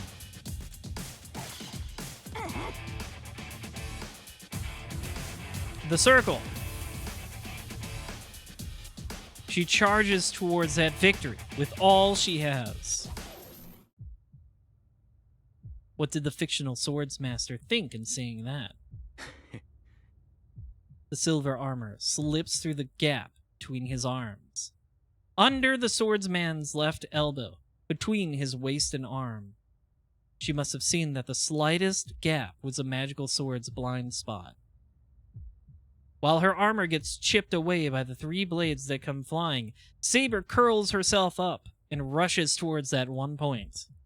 Her prediction, her outstanding intuition, allows her to execute that exquisite skill. She was able to foresee the complete form of the magical sword, which was yet to be seen, because she had experienced the incomplete Swallow Reversal once. However, that is not the surprising thing. What truly kept her alive was her determination. She trusted that momentary spark and put all of her abilities into that momentary gap. She shook off the fear that she might get cut up into pieces if she was even slightly delayed, and ran through that gap that was impossible to pass. And thus, her determination was what managed to defeat that magical blade. But the match is not over. Avoiding the Swallow Reversal puts her enemy right next to her, and her lunge outpaces the swordsman's draw. That position is not easy to recover from. The long katana flies. The recoiling blade is quick, even if it may not be as quick as the demonic blade. And yet,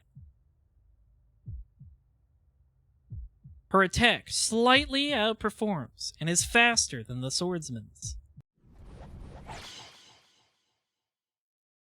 Hard. That's a good CG. That's a really good one. And just like all good samurai battles, it's finished in one blow. He purses his lips. He closes his lips tightly and strains to keep himself from collapsing. The blood that flows back from his gut fills his mouth, but he swallows it, determined not to spit it out. The golden-haired knight stands below the swordsman. The swordsman's code does not allow him to do something like defile his opponent and her brilliance with the expulsions from his innards. Saber says nothing. Strands of her golden hair flutter onto the stone stairs. It's a wonder her head is still attached. It's a miracle that her limbs were not sheared off. She felt her body would be cut in four the instant she went into that opening.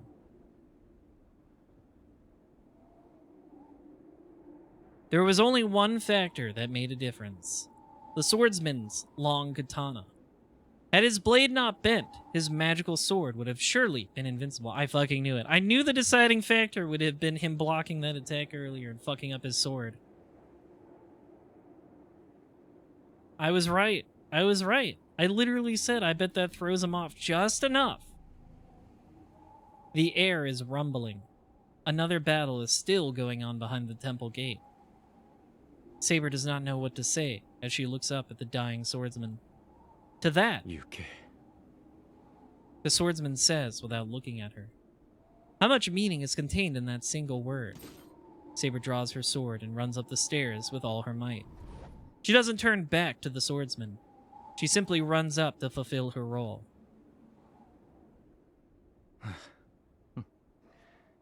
The lion does not care for the swallow reversal. He mutters, and the swordsman laughs, realizing it was inevitable. She avoided something that even a swallow could not avoid, and thus she was not an object to be admired and loved.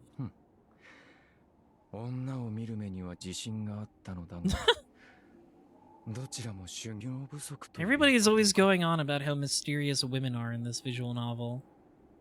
The swordsman complains with a shrug.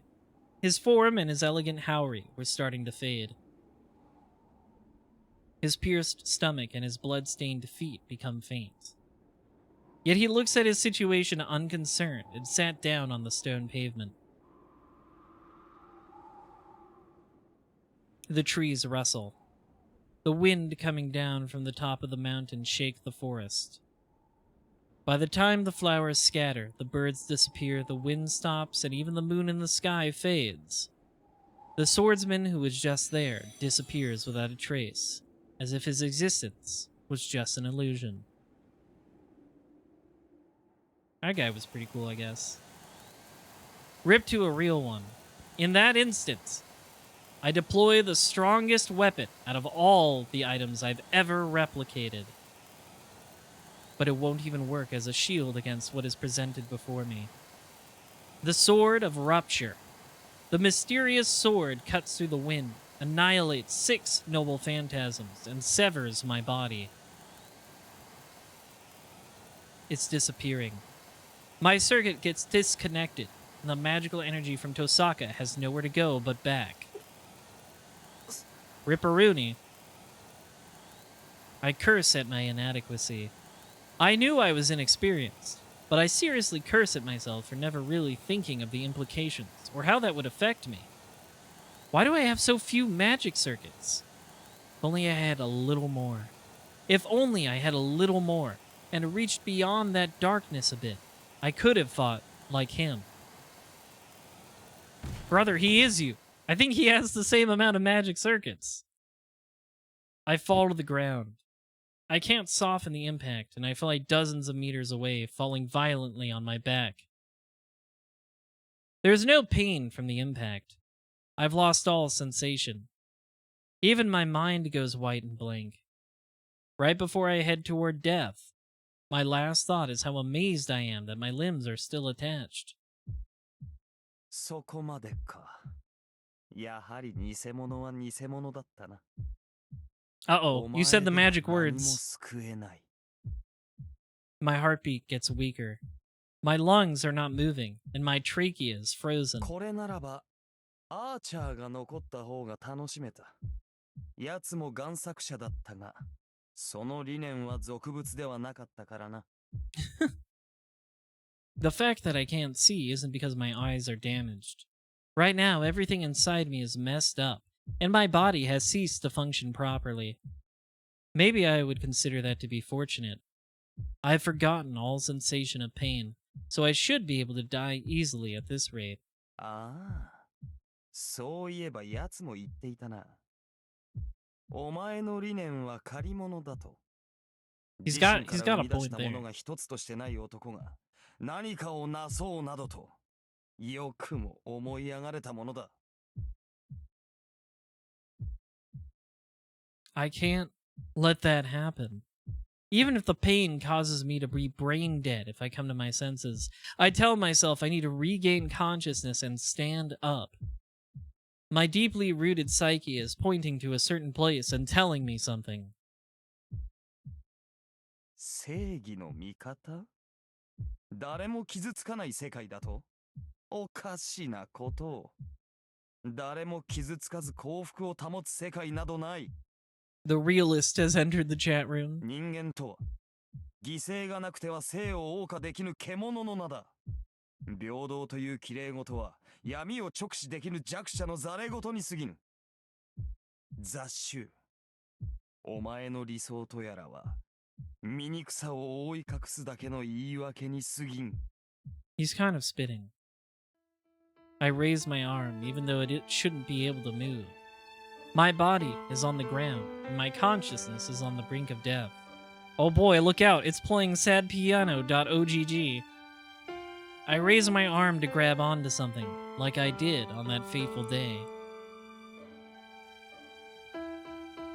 I don't know what's funny, but someone's laughing. The high-pitched laughter that assaults my ears sounded like everyone in the entire world was laughing. A fake wish. A borrowed ideal. That dream won't come true, someone sneers. Yeah, they're right. These thoughts of mine are borrowed. I just admired the wish to help someone because it was beautiful. There's nothing that came from me. I was always driven by this curse-like obsession that my body needed to be for someone else. That's why it's fake. Such hypocrisy will save nothing in the end. First of all, I don't even know what needs to be saved. But I also still feel that's beautiful. That concept did not come from me. I just saw someone save someone else and mimicked it. On that day, I was empty inside. Everyone died indiscriminately, and I couldn't save anyone. I couldn't suppress my terror at the sight that was unraveling before me, and I had no choice but to resign myself to the fact that humans were weak. That's why. You know, I've noticed the big evil tower hasn't appeared in any flashbacks recently. I still don't know what was up with that. That's why I admired that ideal. I cried at the preciousness of it because I didn't have it myself. Is that wrong? Is it fake because it's not my own feelings? Is it wrong for that wish to come true if it's fake? No, I don't think it's wrong.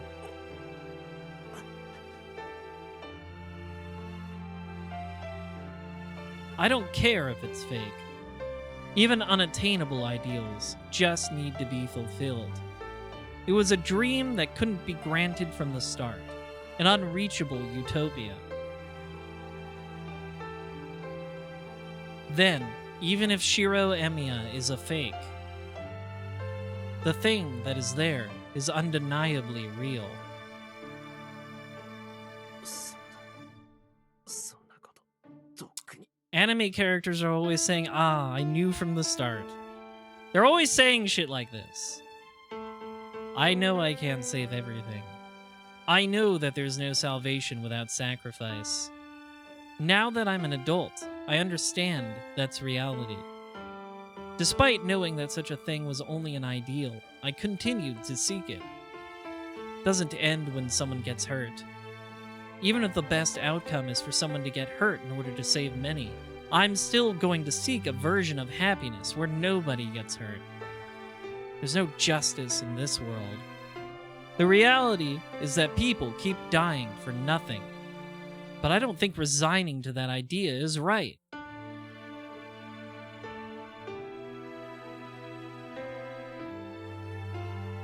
And in the end, he reached this place. What he believes, what he believed. He said they were all hypocrisy. But the one who said that followed through on his hypocrisy till the end. Knowing that, I can keep going. Even if I borrowed his ideals, even if I'm going to stay a fake, I don't care. I don't have such complicated feelings that I have to worry about too much in the first place. I thought to myself on the Hill of Swords, if I could save just the world that I can see, I'll fight for it. I didn't even have to think about it. My world is small. This small world is all I have ever been able to create. That's right. This body of mine is made of solid swords. Yeah, that's why I'll be able to endure most things. I can stick to my dreams until the very end. Even the wear and tear over the years. And even if at the end, none of what I sought was there.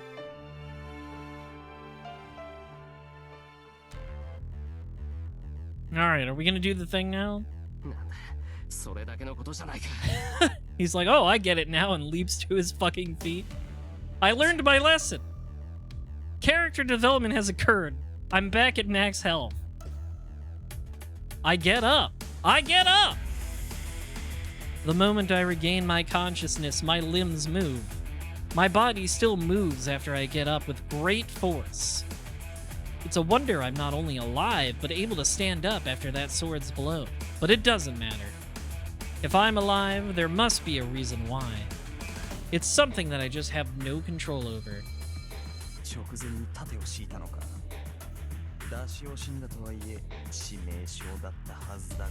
No, I'm just built incorrectly. Just built out of swords, I'm afraid.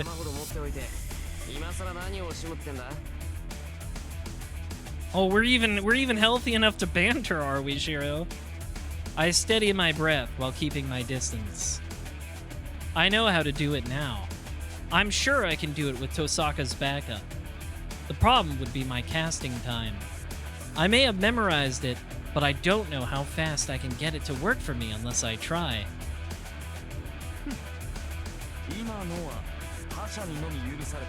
Are you sure about that?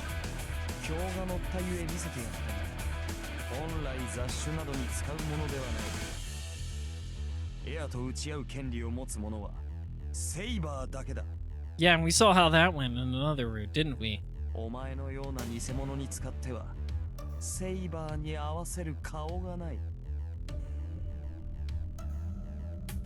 Numerous noble phantasms appear, but all of them are third-rate weapons. After seeing the sword I just saw, the difference is obvious. But those weapons are still not to be taken lightly. Normally, they would be more than enough to kill me. The difference in our strength has not changed. Even though I miraculously survived that last attack, I'm no match against that servant with just my projection.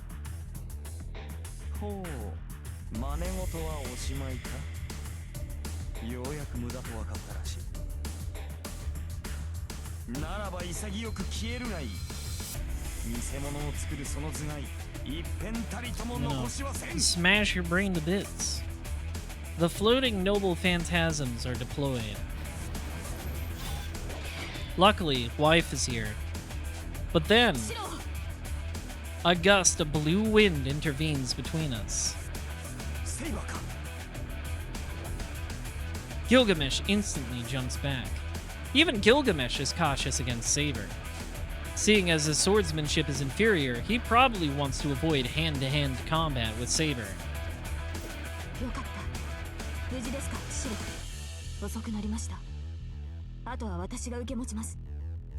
I had to have a really cool samurai duel before we could fight this bitch.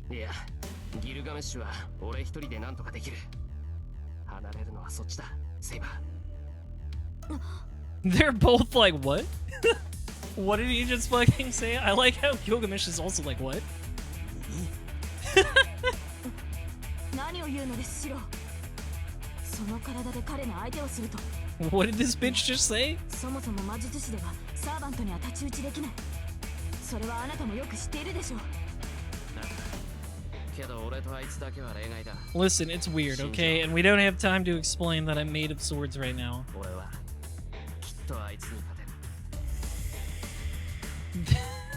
Gilgamesh is getting mad about it. Saber gasps. Saber is surprised because she believes what I'm saying.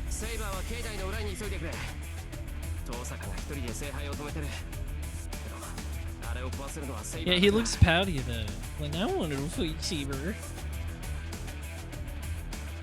A few seconds, no, not even a second passed. After she tightly closed her eyes once. ご分をリンは私が必ず。 She says exactly what I want to hear and steps away from Gilgamesh. The silver armor turns away. I call out to her just once. And I say it. I'm going to try to tell her on behalf of the times I spent with her and the times he spent of thinking of her.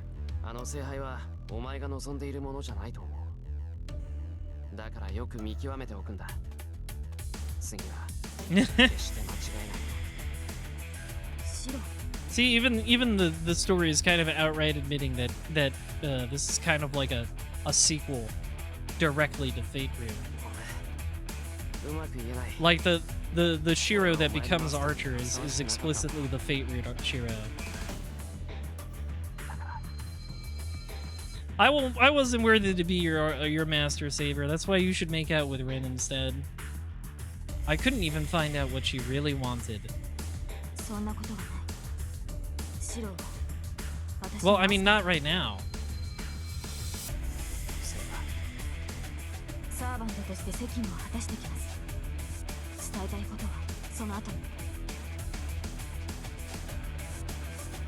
She runs off without turning back. Her gallant appearance is like a gust of wind. I do appreciate Saber's stubbornness. It's very cute. It's a very cute trait of hers. Saber left. Without the slightest doubt, she believed my words when I said I would beat my opponent and left to save Tosaka. Alright, let's go. From here on, there's no room for hesitation. All I need to do is defeat the enemy in front of me. Stop making that face. That's worse than the other one I told you to stop making. You're getting worse at faces.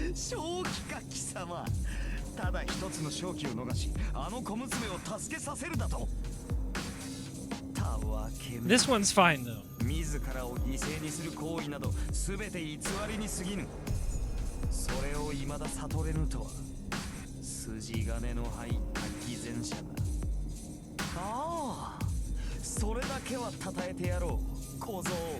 Kozo. His noble phantasms deploy. There are less than 30 of them. If I want to block them, I'll just have to create them.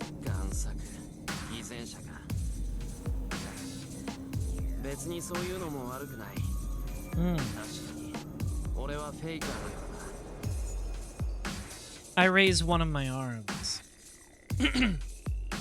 I close one eye and turn my mind to look within.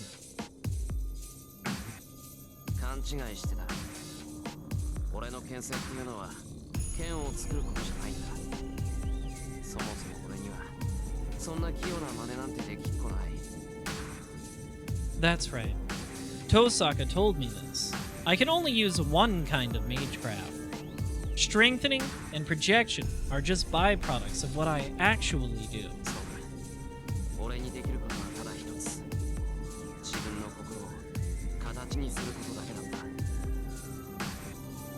I turn. I grab my outstretched right arm with my left hand and glare at Gilgamesh. Very, very chuny pose, Shiro.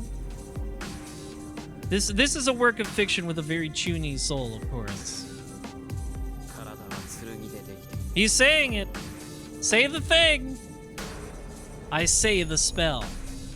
Casting is only a method of suggestion to change oneself. These words were naturally there to connect me. そうか。よまいごとはそこまで。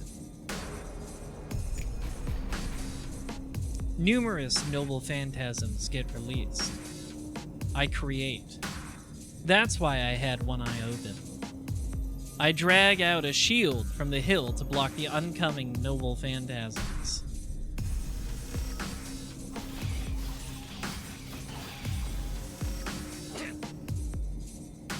The swarm of swords strike wildly. The shield is Shiro Emiya, myself. The 7-petal shield cracks, and my body chips away with every fracture. 血は鉄で、心はガラス。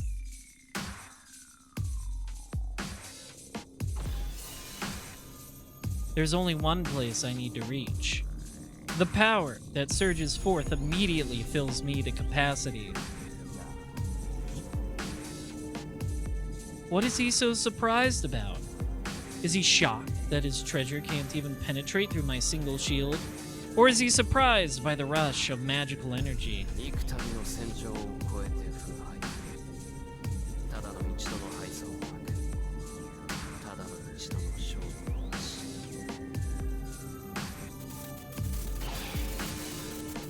It's going to break.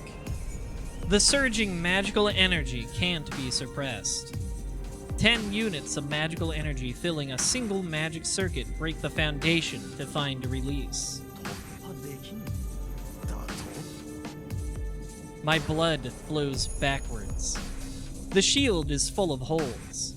Even if his noble phantasms do not reach me, my body is full of holes already.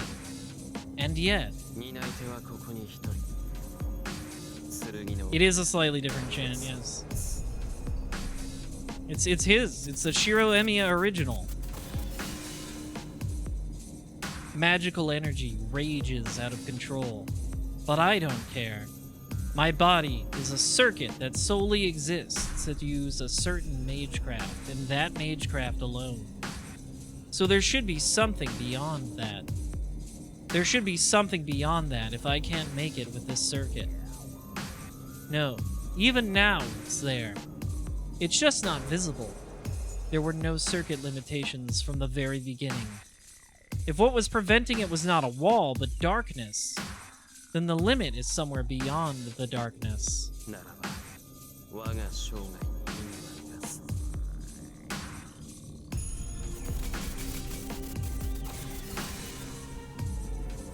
10 units of magical energy filling a single magic circuit break the foundation to find release.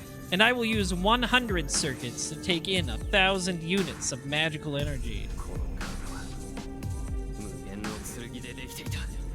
My whole life was unlimited blade works. I say its true name. In that instant.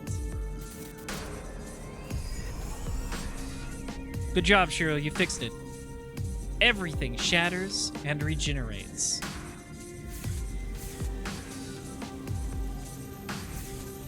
Welcome. Enter.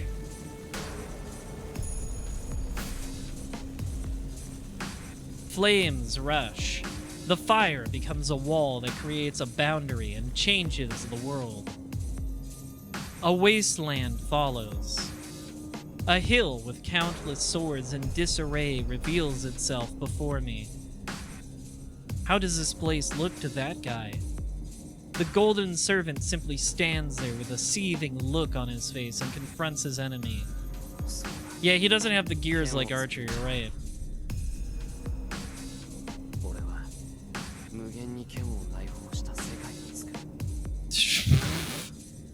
それだけがエミやシロに許された魔術だ。 I create a world that contains infinite swords. I feel like that's just like an extra step to making the swords, but okay. A desolate world. A graveyard where there are no living creatures, only swords. In this world, where swords get replicated just by looking directly at them, every sword in existence is here. Oh, he's doing the thing. This is Shiro Emiya's world. A reality marble. The greatest forbidden magecraft that materializes the caster's mental world. It's all swords. In my brain, all swords. This is the heroic spirit Emiya's noble phantasm, and the only weapon I possess. New servant data added. Thank you. I might as well look. Where is it? Is it this one? Yeah, there it is. Unlimited Blade Works.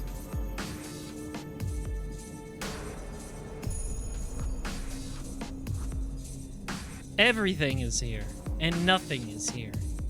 That's why it's called Unlimited Blade Works. As someone who lived his whole life as a sword, this is the only definite and tangible answer he was able to obtain. こういう結果、それが貴様の能力か。 I take a step forward. Surrounding me are the swords that were floating behind him earlier. 驚くことはない。これは全て偽物だ。 It can... Oh yeah, I guess I didn't read it carefully enough. Let me look. Oh, my right clicking. I might need a new mouse. My right click is getting weird.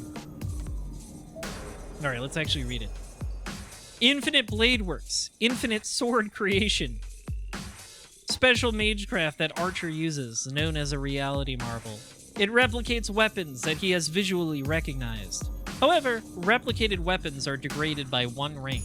Defensive equipment can be replicated as well, but they require 2 to 3 times the magical energy of typical projection. It's harder to make things that aren't swords. He likes swords too much, so it's harder to make things that aren't swords. お前の言う取るに足らない存在だ。 I stretch out my arms. The swords stuck in the ground come out easily, as if accepting me as their wielder. だがな、偽物が本物にかなわない。 No, yeah, that's true. Nobody ever said that. That's impossible. お前が本物だというなら、ことごとくを凌駕して、その存在を叩き落とそう。 Yeah, it's harder to work outside the hyperfixation. I know what that's like. I step forward. In front of me is the servant who possesses thousands of treasures. Oh, I've seen this one too.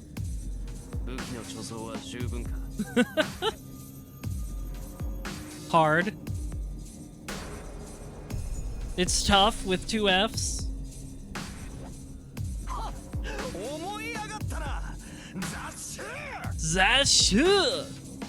The enemy opens his gate and deploys numerous noble phantasms. I charge through the wasteland. Here, the 2 different groups of swords begin their final clash. Very cool. なんだ Okay, this is actually a good moment. I'm glad it cut away there because I have henchmen's. I have to pee so bad. I've been holding it because the scene was too good. I'll be right back. I promise. It'll be quick. Just give me a minute. So this is a fine time to take a quick bathroom break. I'll be right back. Please wait warmly.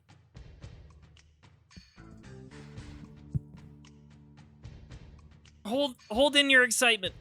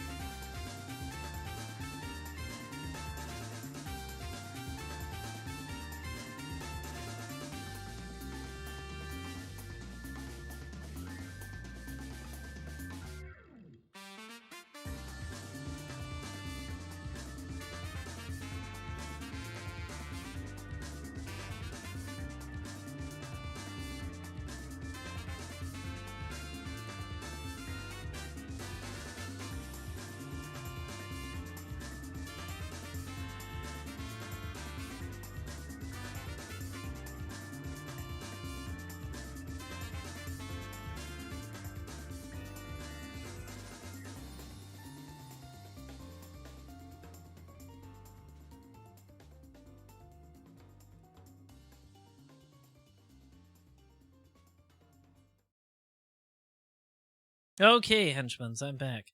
I admit it. I freely admit it. I just wanted to listen to the rest of the Melty Blood song. I came back like a minute ago, but I wanted to listen to the rest of the Melty Blood song. It's a good one. One of my favorites. Everybody loves that one. Everybody loves the rhythmical bustle. One of the classics. The classic of I feel like that's the one you hear the fucking most in fucking video essays. Everybody loves to pull out the Melty Blood music for video essays, especially rhythmical bustle.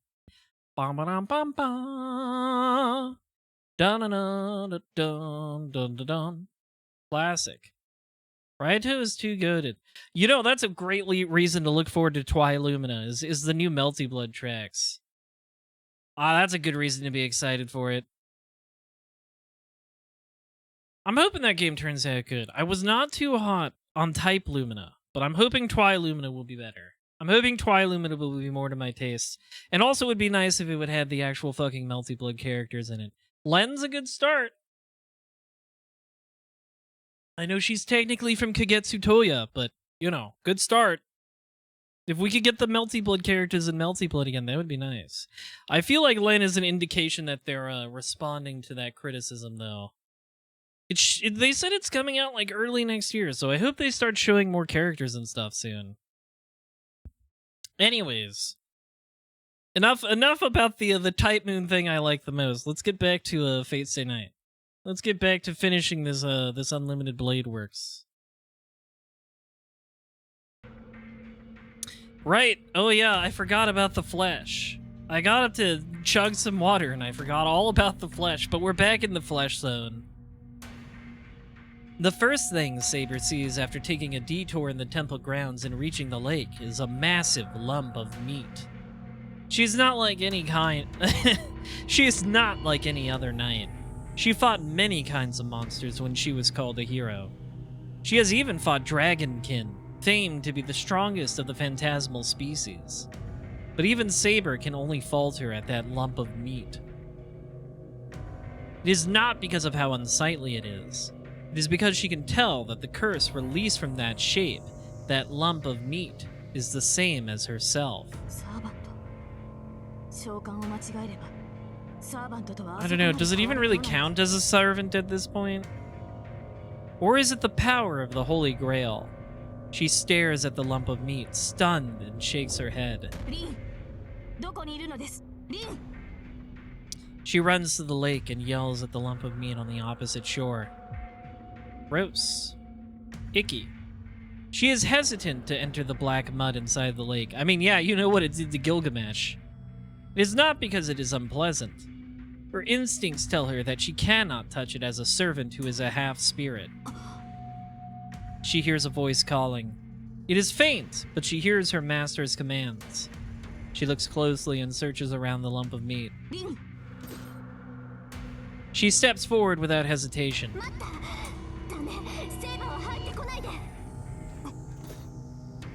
Saber's body stops. She retreats and stares at the lump of meat while readying her sword.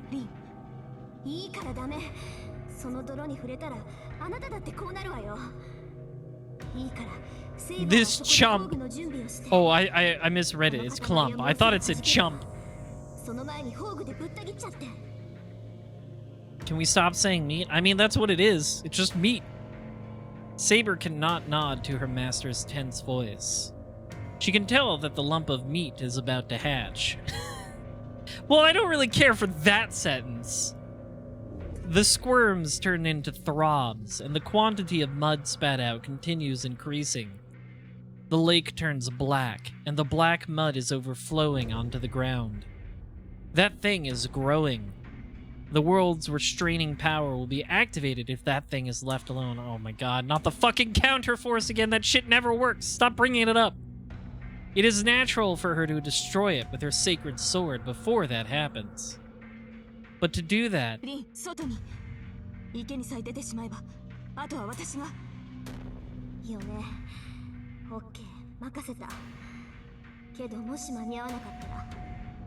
Where even are you right now, Rin? セイバーとの契約は切れちゃうけど、シローが無事ならなんとかなるでしょう。バカなことを。構いません。何に変わろうがこのような呪い蹴散らして。 Saber runs into the black mud, heading towards the lump of meat. Ouchie. But her body does not move. Her body stops just when she tries to go near the lake. レイジョ。当然でしょう。聖杯を壊せる唯一の人材をむざむざ死なせるわけにはいかないもの。 Ah. それに心配 No silly noble sacrifices for you, Saber. 簡単に振り切って逃げ出すから。セイバーはそこで大船に乗ったつもりで政権の準備をしてなさい。 The thoughts that she commands are full of composure as always. But needless to say, it is just a bluff. The lump of meat on the opposite shore. Her master that is there has nowhere to run. なんてね。 I'm glad he still has pants. 言うはやすしってやつだけど。 Unless that's just weird flesh. I can't tell. She murmurs while being surrounded by strange arms made out of meat.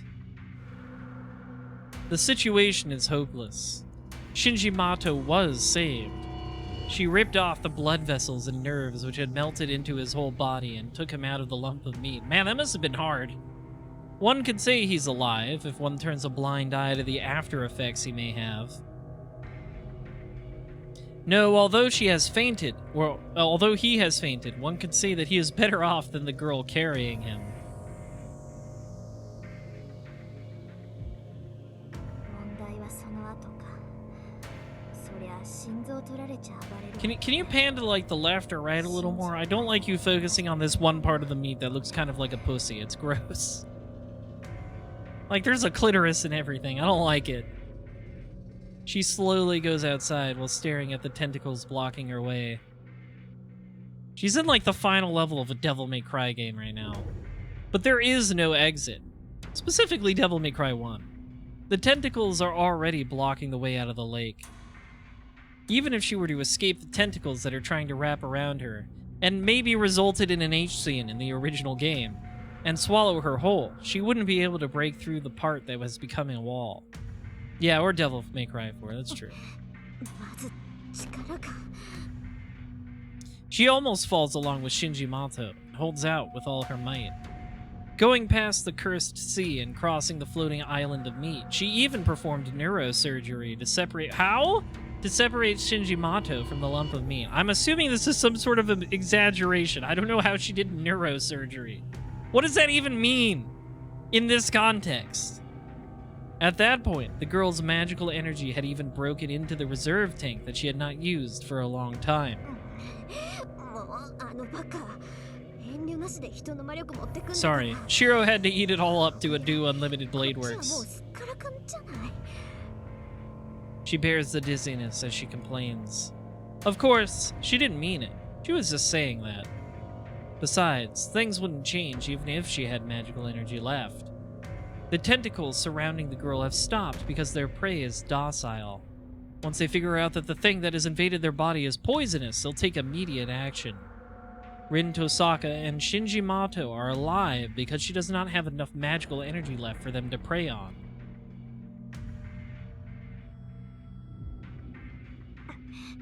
けどここまでかな。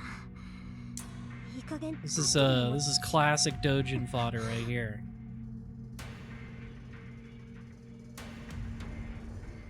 Her vision grows hazy. Although she is able to get a foothold, that does not change how she is still on mud. Heat is encroaching on her nerves by the second. If she falls onto the platform of meat, she herself will become the core of the Holy Grail this time. That would probably be even worse. Before that, ごめんねセイバー。言うこと聞かないだろうから。 gotta use the classic command seal trick. There is one command spell left.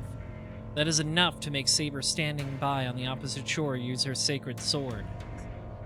あとあんたにも謝っとかないと。信じ助けられ。 Oh, we really don't have to apologize for that one. It's okay that Shinji dies, in my いい opinion. から走れ。そのような泣き言 Oh shit. 聞く耳持たん。 But wait. Her body that's about to collapse stops. That voice. Are the thoughts coming to her mind instead of her ears, those of the servant that she had made a contract with? She has no time to be bewildered. She knows his personality well. He told her to run, so he must have done something that she wouldn't be able to escape from if she didn't run.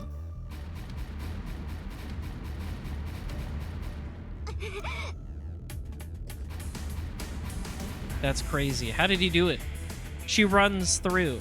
The arrows that rain from the sky are like a downpour.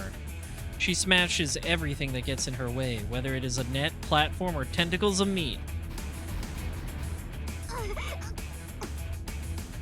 She has no time to look back. She runs through with all her might while carrying Shinji Mato. That's true, Kentrix. That is true. I've heard that people die when they're killed, but not this fella. She jumps into the lake. The arrows have swept the way for her escape route. In just a short time, the black mud is repelled and only dirty water leads to the shore. She runs across the lake while carrying Shinji Mato. She runs to the shore, soaking wet with latent energy that shocks even her.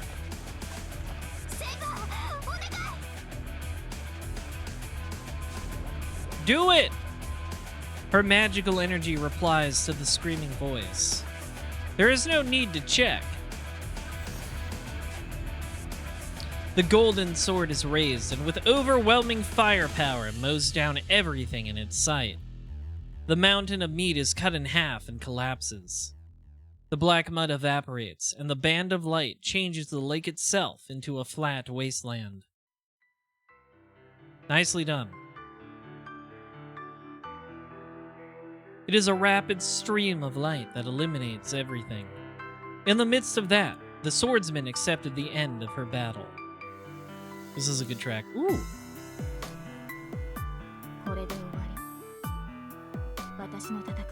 Oh yeah, I guess we have to say goodbye to Saber because the Grail is gone. Who was that addressed to? The wielder of the sacred sword goes to her knees and gazes at the light with a flood of emotions. Yeah, I remember this one from the Fate route, yep. The crumbling Holy Grail. The thing that she sought.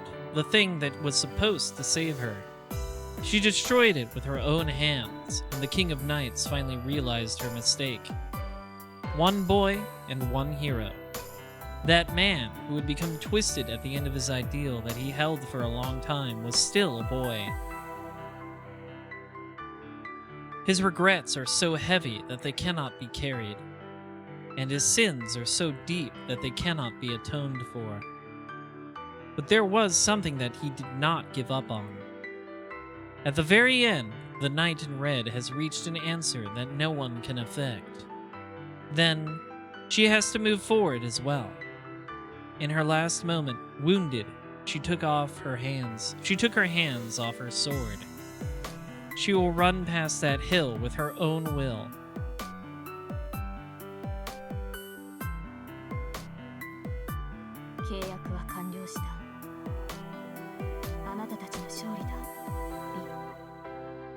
The sacred sword fades. There is still magical energy left. She can stay in this world if she pushes herself. If possible, she wanted to watch over what awaits them until the end.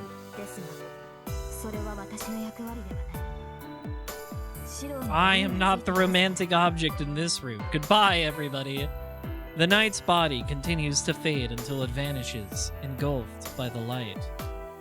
Like a graceful gust of wind, the king, who sought the Holy Grail, sets off for the Hill of Destiny without leaving a single memory behind. Bye, Saber. You're not the main protagonist of this one, so we're just saying bye to you really quick. Okay, here's the real match. I matched the repeated attacks from the long sword with a long sword. The swords offset each other, and the fragments are sent flying into the atmosphere.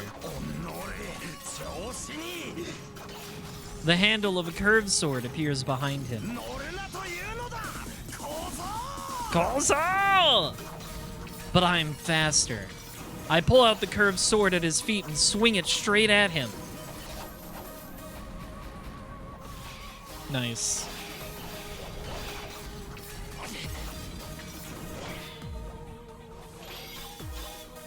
Oh, this goes hard.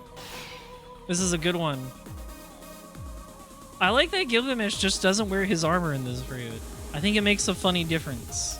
Just looks like two idiots beating the shit out of each other. Gilgamesh retreats. I also like that Shiro has forced him into actual, like, sword fighting and not just, like, shooting their swords at each other. I close the distance at once, pull out the sword, and slash at him.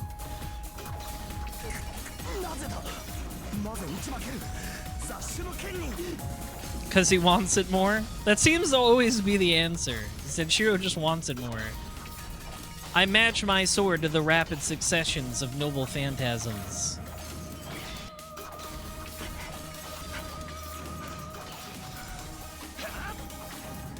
I'm not thinking. My body and mind will stop if I stop. I will keep moving forward now. The instant I see his noble phantasm, I reel in the same one that I've at hand and strike him down with all my might.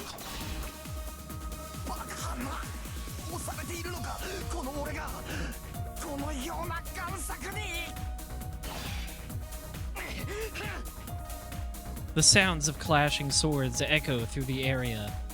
He cannot handle my attacks and has to destroy my weapon with his.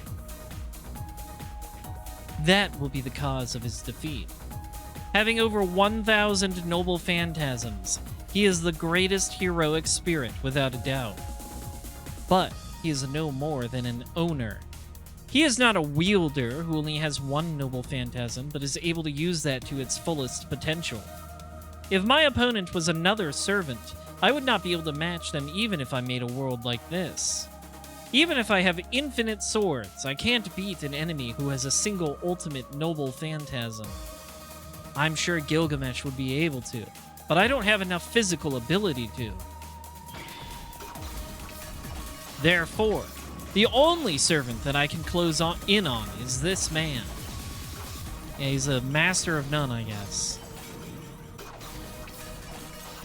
If we have the same ability and are both owners, I'll go a step ahead of him since I already have swords prepared.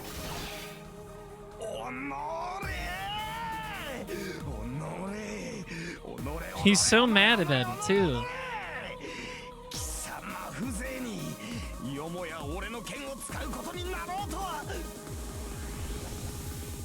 Gilgamesh raises his arm. The hilt that appears behind him is that demonic sword, the only sword that does not exist in this world. What, is Ea too special? I guess it's like the original sword or something.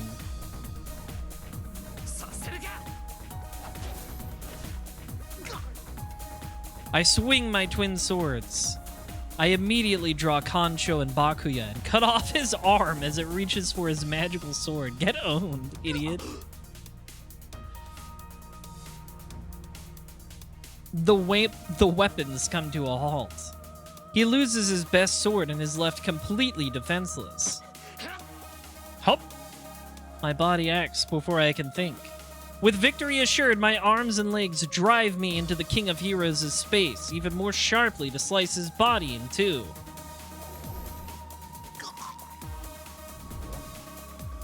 He jumps back. Gilgamesh retreats, barely dodging my twin swords.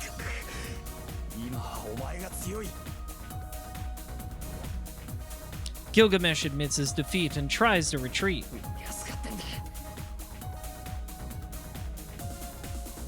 I'll lose if he regains his composure. I have to settle the match at this moment before his heat cools down.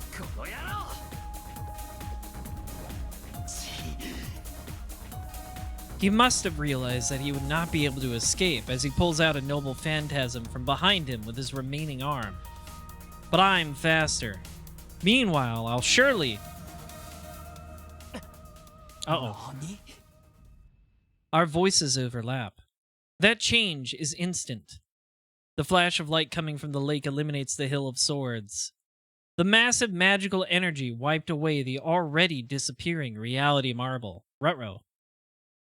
That's fine. The match is settled. I can defeat this servant just by swinging these twin swords. But after that... a black hole. A round void big enough to swallow a human whole appears before me on Gilgamesh's body. That seems bad. That seems bad, Gilgamesh. You should get that checked out. Gilgamesh looks down at his own body, appalled. His body is being swallowed. The golden servant is being swallowed up by the hole that is open inside of him. Is this a Grail thing? Whoa! Whoa!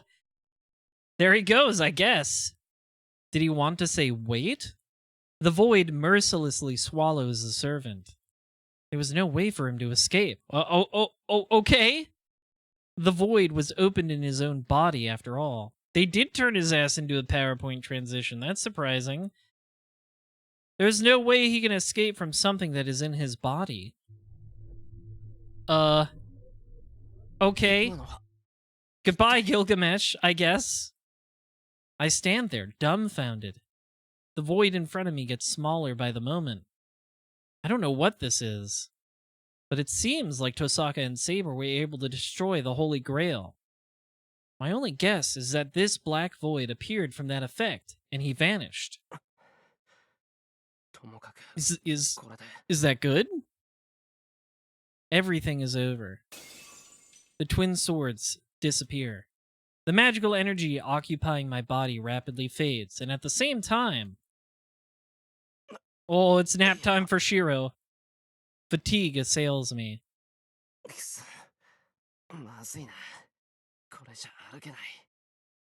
I want to go see how Tosaka's doing right away, but my body won't move. Well, I'm sure she's doing fine since Saber went to her. I can rest a bit. And the moment I take a deep breath... Uh-oh. Oh, that seems bad. A chain wraps around my arm. I'm fucking pulling you in with me, bitch! My breath stops. The chain that's mercilessly wrapped around my arm pulls me towards the black hole. Yeah, he's doing a scorpion. Yeah, it's he gets all the swords that ever existed, so he can do Scorpion's chain. That's fine. I put strength in my limbs, but I can't resist at all. My feet slide towards the void along with the very ground they are planted on.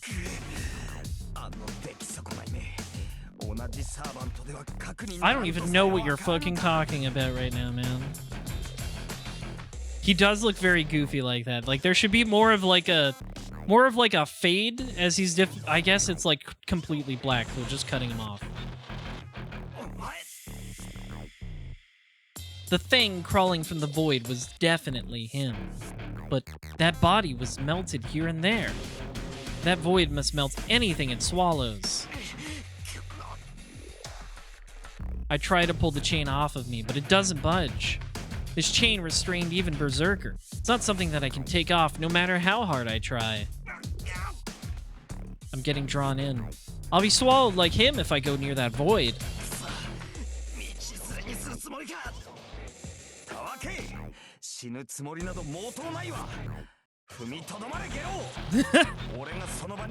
Wait, don't get pulled in. I'm trying to get pulled out. He's so arrogant even in a situation like this. But what should I do? I can't get that chain off no matter what I do.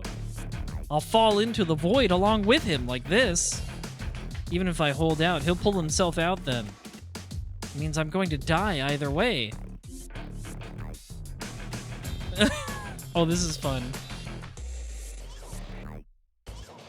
I have an idea of what I think will happen here, so I think I'm gonna choose this one. Bullshit. I'm not going that easily. I think that's the case here, yeah, Kendricks. The Grail seems to have a weird will of its own of sorts, where it wants to manifest in the world and will use whatever it has at hand to do that. Is what I'm understanding. Like, Gilgamesh said, like, it can't use servants to do that, but it'll try anyways. I feel dizzy. My body can't hold out any longer. I'm going to die. I can't endure it in the very end. Then, if I can't endure it anyway, should I loosen up? If I do so, I should at least be able to push him back into that void. Here's what I'm thinking will happen. I chose this one because I'm like, listen, it'll be like pottery, right? Shiro cut off Gilgamesh's arm, and now to escape this, he'll also have to cut off his own arm. That's what I'm thinking. I re-energize my weakening limbs. Will my arm tear off first? Will his chain rip off first? Or will he crawl out first? Doesn't matter. I'll fight until the very end and die a flashy death. Okay, well, that's not what I was thinking.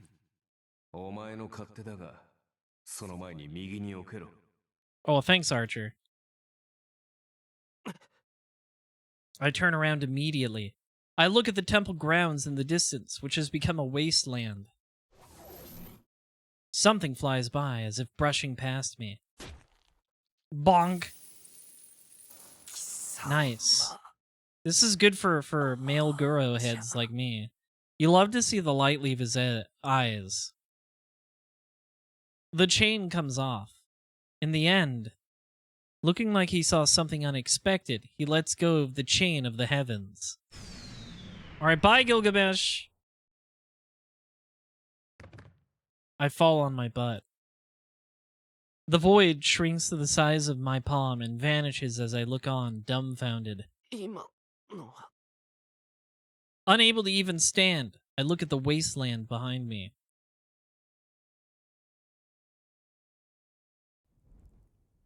Dawn is near. The one with the rising sun behind him is the knight wearing a red cloak. I don't know how you're alive, but that's pretty cool of you, man. I wish you could have helped at all at any time earlier, I feel like. I subconsciously complain, but I can't help but smile happily. I have nothing I want to say, so I'll keep quiet so that I can sleep. The golden ground that became a wasteland. Seeing the knight stand there and Tosaka running to him, I lie down on the ground. Tosaka should say everything I want to say to him on my behalf. So I'll sleep for now. I'm sure we'll end up fighting if we see each other again, and I'm not used to saying farewell to myself. And for the final time, I engrave my ideal into my mind so that I won't forget it and slowly close my eyes. Nap time for Shiro.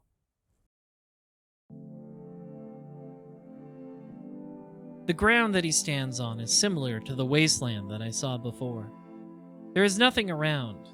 There is nothing extra on the summit where everything was blown away. The battle has ended.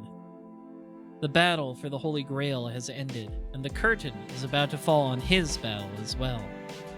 He does not know how long it was, but the accumulated wish that should have bound him forever is gone now.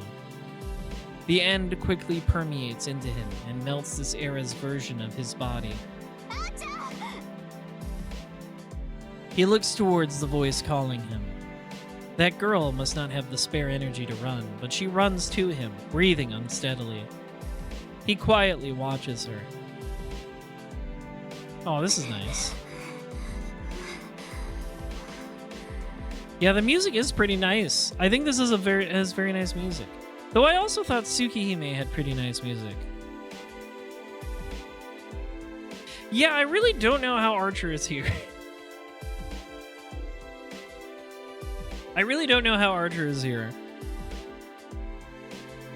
The girl that ran up to him looks up at the knight, still breathing unsteadily. The red cloak flowing in the wind shows no trace of what it used to be. It is torn everywhere, and his armor is cracked and broken. Yeah, this is really nice. I think this is very cute. I like that it cuts off their expressions, so it leaves it up to your imagination. That's very sweet. His existence is weak. The knight that stands still with haughtiness, just like the time they first met, starts to disappear from his feet up. Oh wait, no, it's adding more. This is really cute. Dawn approaches in the distance. I refuse to believe these heights are representative. I refuse to believe Shiro will get this tall. This is ridiculous. I guess it's just a heroic spirit thing. The golden sun rises faintly from the horizon. 残念だったな。そういうわけだ。今回の采配は諦めろ。リー。 Does he not have anything special to say? The Red Knight says a trivial thing like that. That gets the girl all the more. With that body that was about to disappear, the knight was the same knight as before. An ally that she trusted and ran through the night with, who had her back while making sarcastic remarks. She can declare that those memories were fun looking back at them. And they are still in front of her, unchanged. He remained to save her at the last moment. He lost his master and withstood the noble phantasm of the King of Heroes. His body was disappearing, but he didn't ask for help and watched over their battle. That end is in front of her. あーちゃん。 Aw. This is a really nice CG. I love it. Even if I refuse to believe Shiro will ever get this tall, this is stupid. The height difference is ridiculous. Not that I would complain about a face full of archer titty.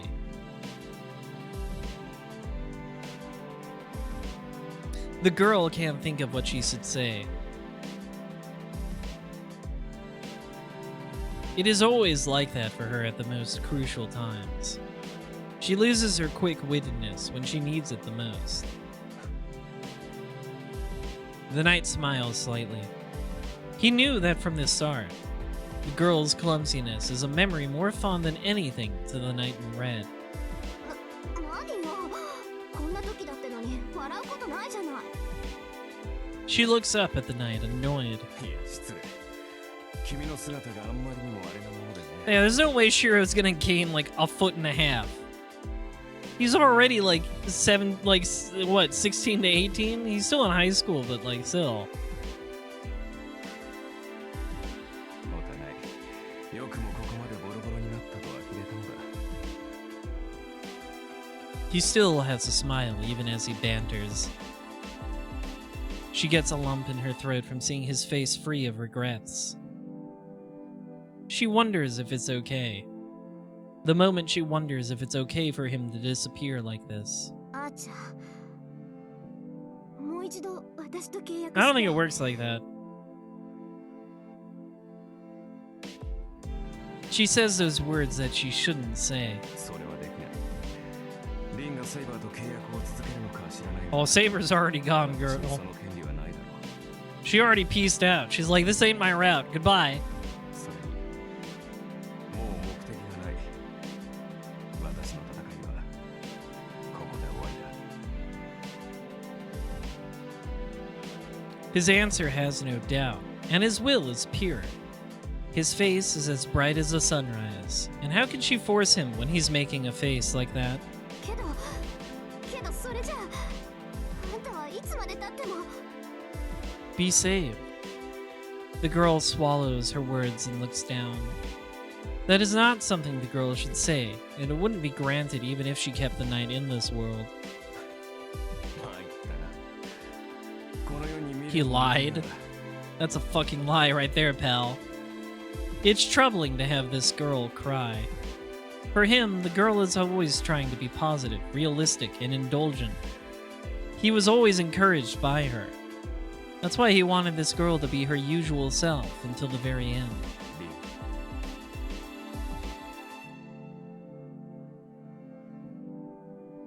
The girl looks up at the sound of his voice. Her face, trying to hold back her tears, is adorable. Rather than expressing the slight attachment that he feels, he looks at the collapsed boy in the distance. Yeah, Shiro's just over there taking a fucking nap. He's gone through a lot today. It's been rough. 私を頼む。知っての通り、頼りない奴だからな。 It's true. I appreciate the self-awareness. 君が支えてやってくれ。 Aw, that's sweet. I've decided I don't want to kill myself, so help me out. The knight says, objectively. Those are words of farewell. The future might change. If a girl like her stays by Shiro Emiya's side, then the hero named Emiya will not be born. His distant words contain such hope. じゃ But even if that were to happen, even then, the knight in red that already exists will forever be a guardian. That's rough, buddy. He and the boy are different existences. They only have the same starting point, and he was an illusion that the boy dreamt of.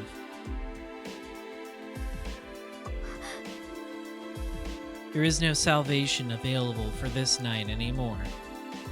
There is nothing to give to him, as he has already died and become a phenomenon. The girl nods in spite of that. Because she cannot give him anything, she gives him the biggest smile in the end. He asks her to take care of him, in order to answer the trust that he put in her. 分かってる。私頑張るから。あんたみたいに I'll help Shiro. I'll help Shiro so he doesn't become a big fuck up like you, あいつ Archer. が自分を好きになれるように頑張るから。 That's so like her. だからあんたも Forgive yourself. She doesn't put it into words. The girl looks up at the disappearing knight with a flood of emotions. How much salvation did that bring? After engraving the girl's smile into his memory with pride. Aww. 答えは得た。大丈夫だよ、遠坂。俺もこれから頑張っていくから。 I appreciate that for this very specific CG, they drew his face more like Shiro's. That's cute.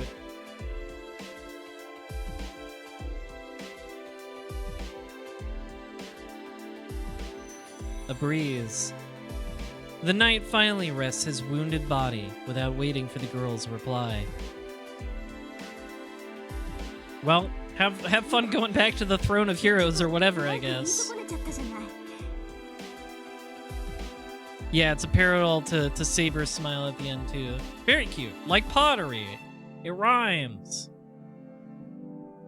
She wipes her tears as they well up and says to the man who is no longer there. That voice is invigorated, and she regains her usual stout-heartedness. It is only natural. She doesn't have the time to be down after he made a face like that.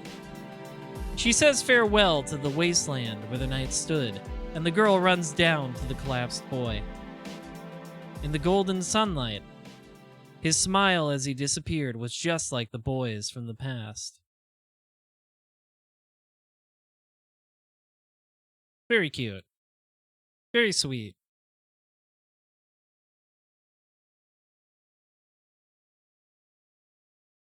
Epilogue.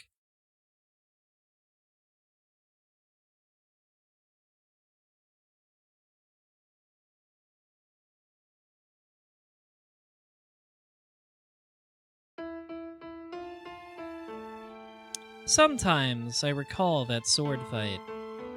The sparks of the clashing swords, the hustling, intense spirit. The many attacks were inexperienced, not something that one could call a sword dance. We were both clumsy and didn't know of retreat. The ridiculous sounds of swords were annoying, and I have no memory of them.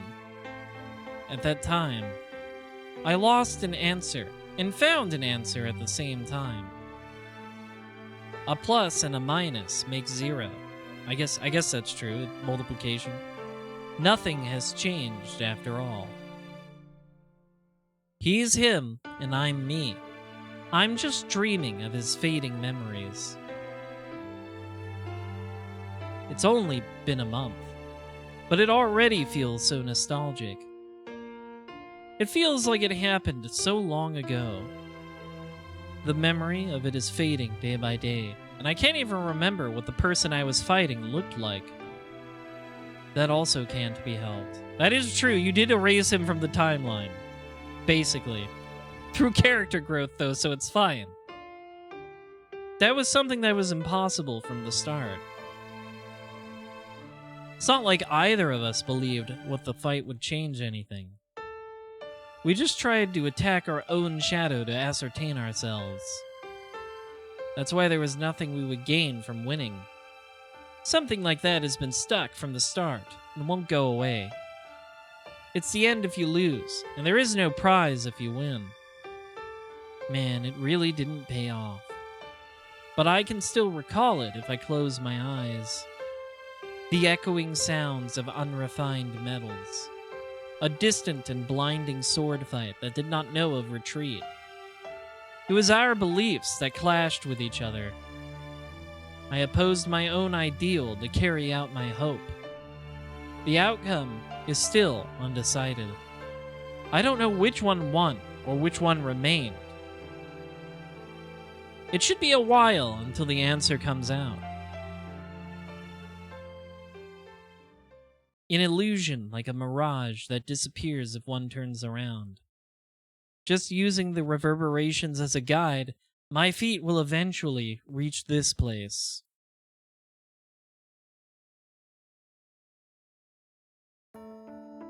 It all goes to swords in the end, folks. Oh, hi, Issei.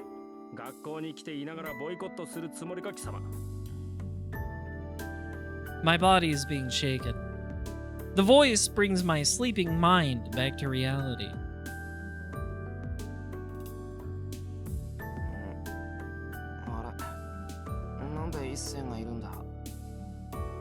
I lift my face up from my desk and stare at my classmate's face. That's true. We haven't seen Issei since the scene where he got forcibly stripped.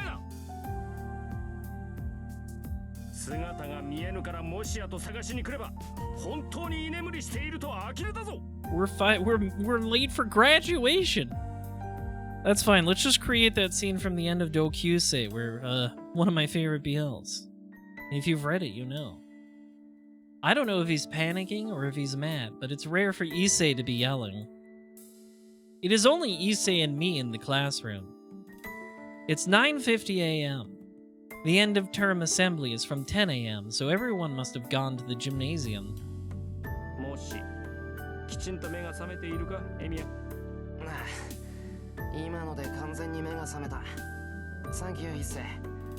Thank you, Issei.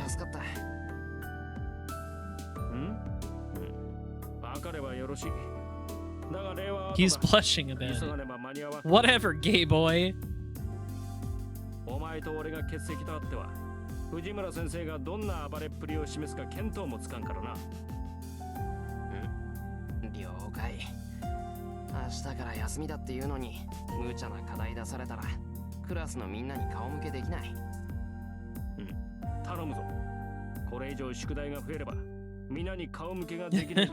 It'll be bad. Summer homework is such like a Japanese thing. It's weird. That's a scary way to put it, but it's frightening knowing how it's the truth. Last summer, the amount of extra homework we got after we made Fujine mad was insane. It wasn't even English homework. I don't know what she was thinking when she told us to enter some competition anywhere in the country and win a medal. Granted, summer vacation for Japan is shorter. Because they have bigger breaks in spring and winter, as I recall.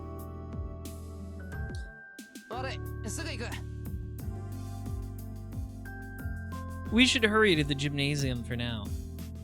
It takes 3 minutes if we run from here to the gymnasium. We should be able to get there 5 minutes before if no teacher finds us. Oh, come on, man. That was naive of me. As expected of the student council president, he's really committed, as he is still following the rules even in this situation. 一世 Can we power walk 歩いて in た the ら間に合わない halls? ぞ。走らぬ程度に急ごう。何 ?1 分前だろうが何だろうが、間に合いさえすれば言い訳は立つ。I nod and walk faster. It's mid-March, but the sky that I see out the window is amazingly blue. Fuyuki City has long winters, but it seems like spring is finally around the corner. The days went by quickly. It's been a month since the Holy Grail War, and the town is back to the normal Fuyuki City. The Holy Grail was destroyed, and most of the damage caused by the Masters was taken care of by the church. I don't know how you fix Ryudo Temple. That place kind of got obliterated, but the person that came to the substitute for Kirei Kotomine was old but energetic, and everything was settled efficiently. I like how they're like, they finally sent a fucking nice guy to replace Kirei. But the traces of the war are still left here and there. Soichiro Kozuki, who chose to fight as a master, is considered missing. Oh yeah, where did he... yeah. Issei was sad that Kozuki, whom he respected as an older brother, was gone, but... 元からひょろりと寺に現れたゆえ、去る時もこんなものだろう。I guess people would be wondering what the fuck happened to him. He just laughed it off. But what surprised me was Fujine, since it turns out that they often drank tea together. Huh. Do you think the new priest has found the orphan torture basement yet? Yeah, they might have had to clean that up. I wouldn't want that job. She confessed that she wanted to have a match with him at least once, so it seems like she saw through the fact that Kozuki was a master of martial arts. Shinzi's life was saved by Tosaka, and he's currently in the hospital. Apparently the hospital is part of the Mages Association. Damn, these people are everywhere. And his body is recovering. Sakura is busy visiting Shinji, so she's been showing up only on the weekends this past month. I went to go snoop on them once, but they were getting along so well that I thought I was seeing things. I guess surviving being turned into a giant meatball will change your personality. I don't know if whatever was possessing him went away from that incident, or if he's just unenergetic from the wounds. Either way, the Shinji that I saw being taken care of by Sakura was sarcastic, but sincere, and he's acting more like that Shinji that I first met. Yeah, a humbling experience. Saber is not here anymore. After she destroyed the Holy Grail, she left this world as a servant. The moment she destroyed the Holy Grail with her own hands, she must have been released from whatever was binding her. It's frustrating that I didn't get to say goodbye, but I should be glad that she was released from her fixation on that Holy Grail. If I am able to see her again, I want to thank her as much as I can. And, finally, the most important person. Uh-oh. We get down to the first floor and on our way to the corridor towards the gymnasium. Yeah. It's nice that I imagine what happened is that that Saber went to die on her hill, and basically the same thing occurred as in the Fate room. Could she still learn a thing or two? We run into the one representing the students at the assembly, instead of the student council president, as she comes out of the teacher's office. こちらもその言い回しには飽き飽きだ。たまには違う憶測を立ててみろ。それとも貴様、よもやわざと Are you 繰り返 rage してい baiting る me, のではない Tosaka? な。 Issei glares at Tosaka. そんなの当たり前じゃない。何？今まで気づいてなかったの？ Get his ass. 龍毒？そうなんだ。もう少しユーモアのある人だと思ったけど、本当に堅物だ。 Be nice to him. He's neurodivergent and a minor. ごめんなさい。今まで親愛の情を込めて同じ挨拶をしていたけど、あなたには分かりづらかったんですね。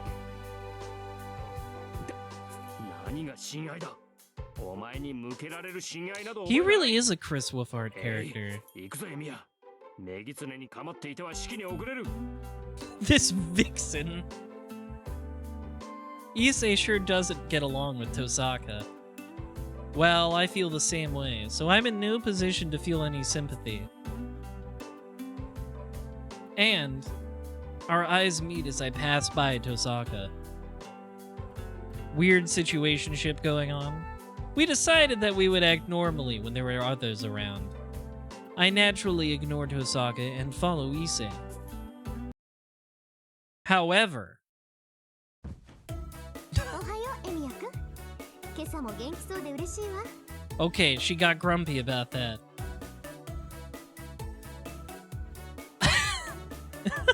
Issei. It's a good face. What is he doing with his arms? I don't know what she didn't like, but she embraces my arm and puts on a big smile. The live Issei reaction. My mind goes blank.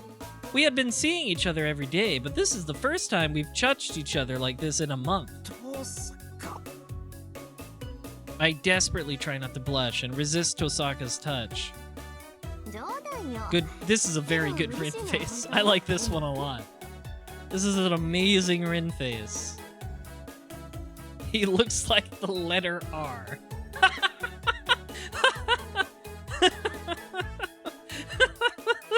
It's true.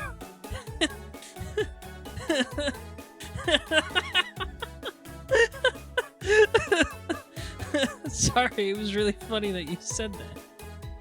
I still like this Rin face a lot though too. そうだ。式が終わって生徒会の手伝いが済んだら一緒に帰りましょう。私、あなたが来るまでずっと教室で待ってるから。 She's just like, I see you and Issei hanging out. I gotta show who I gotta show that gay boy who owns you, Shiro. Tosaka puts emphasis on keep on waiting. 何を口にするか貴様。とっととその腕を離さんが。 They really are fighting over him. That's crazy. 何って竜道君には関係ないでしょ。それじゃあ失礼。生徒会長に代わって挨拶をしなくちゃいけないから、私も忙しいの。 It's like a cat fight, but one of them's a fucking gay-ass little boy. Tosaka leaves with the noisy footsteps of a victor. どういうことだエミヤ。 Is this NTR? 貴様、あのメギツネとどういう関係だ。いや、どういう関係って言われても大体遠坂と知り合いになったってのはかなり前に。 Yeah, a little bit more than acquaintances here, Shiro. そんなものは1ヶ月も前の話だろう。悪いことは言わんから手を切れと忠告したはずだ。 Explain to me what his weakness 弱みだ is. な。ああ、まあ弱みといえば弱みは見られてる。やはりそうか。そう、己遠坂。もはや捨ておけん。さあ、相談しろエミヤ。今すぐ白状しろエミヤ。二人で手を合わせて。He's one of those. He's one of those misogynistic gays, Issei is. Issei shakes my shoulders. I'm sorry, Issei. She fucks like a tiger. There's nothing I can do. She owns my dick.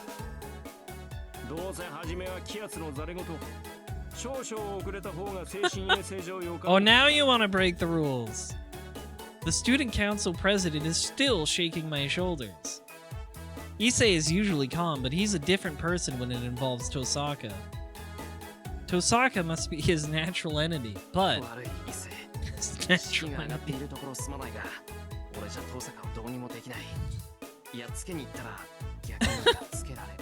We're gonna have a domestic if I don't listen to her.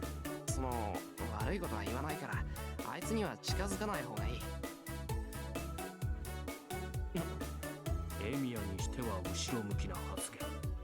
まさかそれほどの弱みを握 Yeah, られてい dude, る the というの weakness is か。 残 my weeness. 念だからそんなわけなんで遠坂大治は一世一人に任せる。辛い戦いだとは思うが俺の分まで頑張ってくれ。そうか、わかった。安心しろエミヤ。より良い学院生活のためだ。 Yeah, sure, man. Whatever you gotta tell yourself. 活動を束ねて何やら企んでいるようだが、あと1年もすれば生徒会も盤石だ。本当の勝負はそれからよ。 Okay. The student council president laughs fearlessly. Oh, but Issei, we've all be graduating in a year.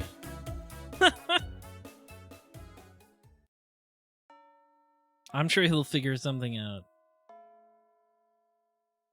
The end of term assembly ends, and the school starts to calmly lose its liveliness. Spring break has started. Most of the students have left with a smile, and the athletic clubs are already starting their training camps today. There aren't that many students left in the building. All the classrooms are empty, and all that is left in the hallways is the redness from the sunset. やっと終わったわね。一世のやつ、最後までシローに手伝わせるんだもの。あれ、絶対嫌がらせよ。An empty classroom. Tosaka smiles and says so as soon as she sees me in the 2A classroom tinted by the sunset. バカ、遠坂がおかしなことするからだろ。そっちが余計なこと言わなきゃ、もっと早く解放されてたんだ。I enter the classroom, complaining. I wonder why I feel so restless in other classrooms, even though they all look the same.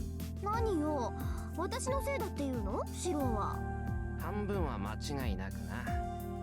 いいか、いきなり仲良くなると変に思われるから、3年まで知らないふりしようって言ったのも遠坂だろ。なのに、なんであんなことしたんだよ。今日で2年も終わるんだから、ちょっとぐらいフライングしてもいいじゃない。She's so eager. だいたいね、無視するにしたって他に方法があるでしょ。昼休みにすれ違うのならいざ知らず、私たちしかいなかったんだから、目配せの一つぐらいするのが筋ってものよ。I don't know what she's upset about, but Tosaka complains while looking the other way. Is it because of the classroom during the sunset? That gesture that I'm used to seeing looks so fresh and cute that it makes me admire her. ったく。ほら、もらい物だけど飲むか。I offer her the orange juice pack that is distributed to students who help clean up. もらうもらう。 Electrolytes. やった。シロってこういうところは気が利くのよね。She accepts the juice pack and takes a sip out of the straw. She's sitting by the window. Tosaka is looking down at the campus as if looking at something bright. They really like this kind of ending in a classroom at sunset. Tsukihime did it too with Arkwood's Root, though it was a little more bittersweet than this. I follow her example and look down at the campus while sipping. It must be the track team running. Our athletics department is really lively, even though it's spring break training tomorrow. ねえ、Or starting tomorrow, rather. 昔陸上部にいなかった？ Then, Tosaka suddenly asks me something strange. 陸上部？ Sunsets are romantic, it's true. 俺は昔から弓道部だけど。そっか。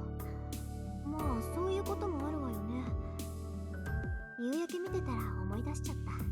Oh yeah, she was thinking of him like trying to jump over the track things. Even though he was never in track team, he just wanted to do it, I guess.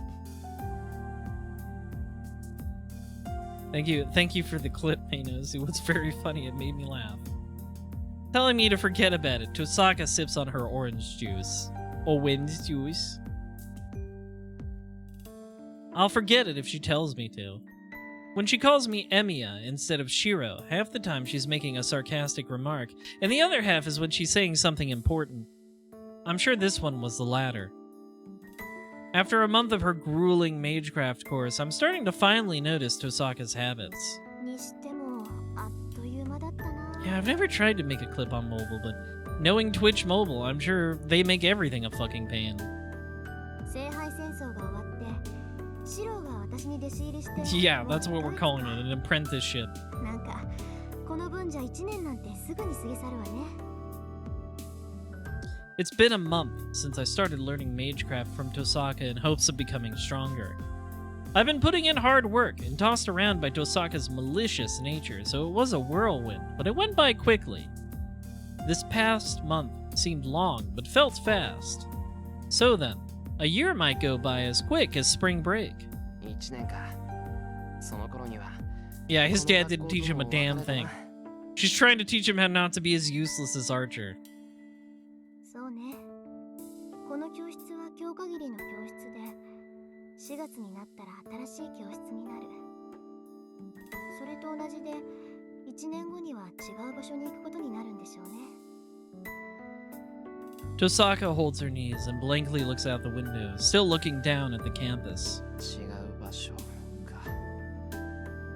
I wonder what I'll be doing when I graduate a year from now. No, I don't even have to think about it. What I must do doesn't change. I just need to make my ideal come true, just like he believed. Well, and I have one other goal that's just as big right now, but I don't want to think about it too much since it's irritating. ねえ、エミヤ君は卒業したらどうするの？ Listen, this ideal about the hero of justice stuff is cool and all, Shiro, but like, do you have like a career in mind, maybe, or like a job? あ、いや、そうだ Just けど gonna become like a wandering karate hobo like Ryu from Streets? そうじゃないとカッコつかないだろ。 I don't know. へえ、かっこつかないって誰に？ This is it. In other words, the other goal is to make her admit defeat. 別にいいだろ。とにかく俺の急務は一人前になることで、そのために遠坂に弟子入りしたんだ。あと1年よろしく頼む。あら、ずいぶんと強気ね。あと1年で一人前になろうだなんて。私、10年ぐらいは覚悟して師匠役を引き受けたんだけど。そっか、エミヤ君はあと1年だ。 I'm sure he can figure it out. 10年？それは嬉しいけど。あ、いや、そうじゃなくて、えらく気の長い話じゃないか。 It's like, I don't want to be a written student for 10 years. That's scary. 別にエミヤ君の目標が一人前になることと同じで、私のしたいことも She's got the あなたを 10-year 早く一 plan. 人前にすることだもの。いや、 That's...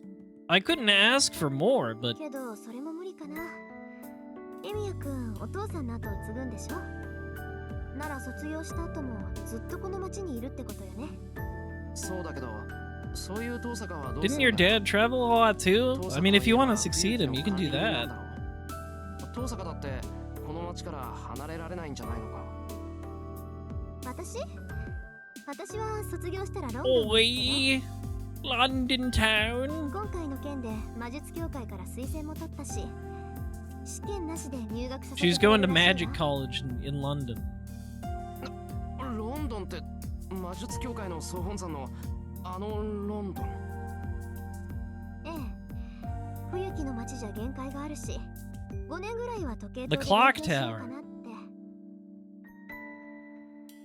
There she will meet a blonde Ojo-sama? I wouldn't know anything about that. 父さんもそうだったって言うし、魔術師として I heard she has 一人前になりた infinites いなら though. 最高学部に行くのは当然じゃない？ Is that all, is all of, what's her name? Luvia, is all her stuff in, Hollow Ataraxia? Is that the sequel thing? I'm surprised. It's so sudden that my eyes get wide and my head becomes empty. For Tosako, who is a legitimate mage, that much is natural. I finally realized the difference in our positions that I hadn't thought about until now. ロンドンか。それすごいことなんだよな。 Yeah, I know. I've heard of Prisma Ilia. I can tell that's not for me. That's not for me. Like I've already talked about Ilia as she is in this game, where I'm like, this isn't for me. So I'm just imagining picking her up like a football and throwing her whenever she runs the Mesugaki bit. I'm just like, I can just pick you up and throw you. So I don't want to read a whole manga of me thinking about that. I'm good. それは微妙じゃないかしら。悔しいけど私本人の力を認められての正体じゃないわ。 I like Ilia overall as a character, but do I want to 今回 read の件だって単に her 最後に manga? 起こったからだし。 No, I think I'm good.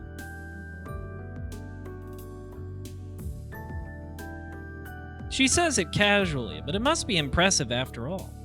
But London, huh? That's indeed a bit too far. And just like my old man, who wasn't a part of the Mages Association, I am also not good with formal stuff like that. でもそれを言うならエミヤ君にだって資格はあるわ。私が推薦すれば入学試験ぐらいは受けさせてもらえると思うけど。I really don't think Shiro would fit in there. I don't think that's a good place for him. But I might be able to move there at least. I can start working more, study English, save up enough for the flight to Britain and about a month's worth of living expenses and find a job over there. エミヤ君にとって教会は敵地だから乗り気はしないだろうけど、時計塔ならちゃんとした道具も揃ってるし、修行にはもってこいよ。ああ、でも固有結界は秘密にしないとダメだから、あくまで基礎力の試験になるのか。ああ、1年で足りるかな、時間。Yeah, we can't let the Mages Association know that you figured out reality marbles. That's forbidden. No, even if I hypothetically rented an apartment there. I don't know what kind of place the clock tower is, but I'm sure Tosaka will get even busier. In that case, I should study on my own and go see her once I become a proper mage. Yeah, that's right. First of all, London isn't even suited for me. I'll bet I'll faint if I go there and it's filled with people like Kotamine. Listen, not all British guys are like that. He's just a freak. Him specifically is just a freak. なんか言ってたのか、登坂。Like, British people are weird in general, but Kotamine is a unique type of guy. Tosaka goes quiet with a clouded expression. Then, as she takes a deep breath with a serious expression, 言い忘れてたんだけど、私は登坂の後継者として招かれてるの。つまり、 well, that's nice. Weird to mention that you have a room all to yourself, a big private room, no other roommates. She says something that doesn't make sense. だから、一人前の魔術師として認められているの。そうなると、弟子の一人 And we can live in the room together, Shiro, and you'll never sleep again. 争いもあるって言うし、一人ぐらいは弟子を連れて行ってもいいんだって。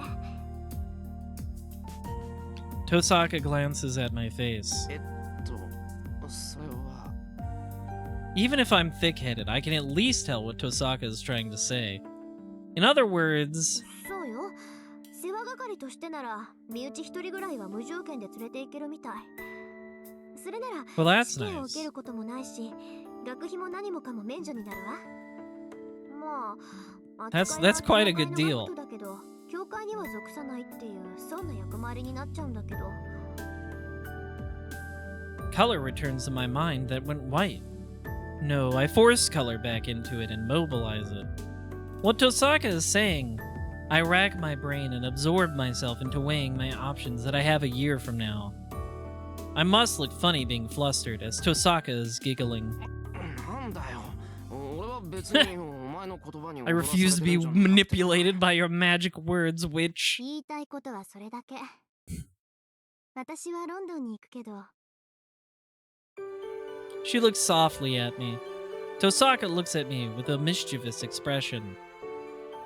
Aw, cute. This is a nice CG, it's very cute. シロはどうするの？ She gently asks me as if seeing through my heart. My face turns red in an instant. Her words and behavior alone blows away my trivial humility and dislike towards the association. This is what I mean by Tosaka knowing my weakness. Falling for her is a weakness that I haven't been able to deal with for a long time. あら、突然だんまり？私、答えを聞いてないんだけどな。 She keeps smiling mischievously. She knows what my answer is, yet she pursues and attacks mercilessly. だから、俺は。 London is honestly too far, but I can't imagine learning magecraft from anyone other than Tosaka. And more than that, I wasn't even thinking of parting with Tosaka. Most of all, I want to be with Tosaka. もう大事なことなんだからはっきり聞かせなさい。世話係になっちゃうけど、私と一緒に。 This is really cute. This is a cute ending. うるさいバカ。バカバカバカ。Waka waka waka. 大事なことならもっとちゃんとした場所で言えってんだ。いきなり言われて口にできるか。 I don't know what will happen to me if I stay like this, so I look away from Tosaka. I still feel her presence through my back. Tosaka happily watches me sweat. ね Yeah, no, he's the tsundere. I like that there's a... It's really cute that Rin's like the one coming after him like this. She's the man in this relationship. Come be my live-in wife, Shiro. A gentle voice, like a whisper. I give up. Was it this hard to just reply and nod honestly? But I can't look back at Tosaka unless I say it clearly. バカ。分かりきったこと聞くな。 I look at Tosaka just with my eyes and tell her my true feelings to the best of my ability. Tosaka's smile widens just from those words. じゃあこれからもよろしくねエミヤくん。あなたが一人前になるまで遠慮なく鍛えてあげるから I 待って bet. ください。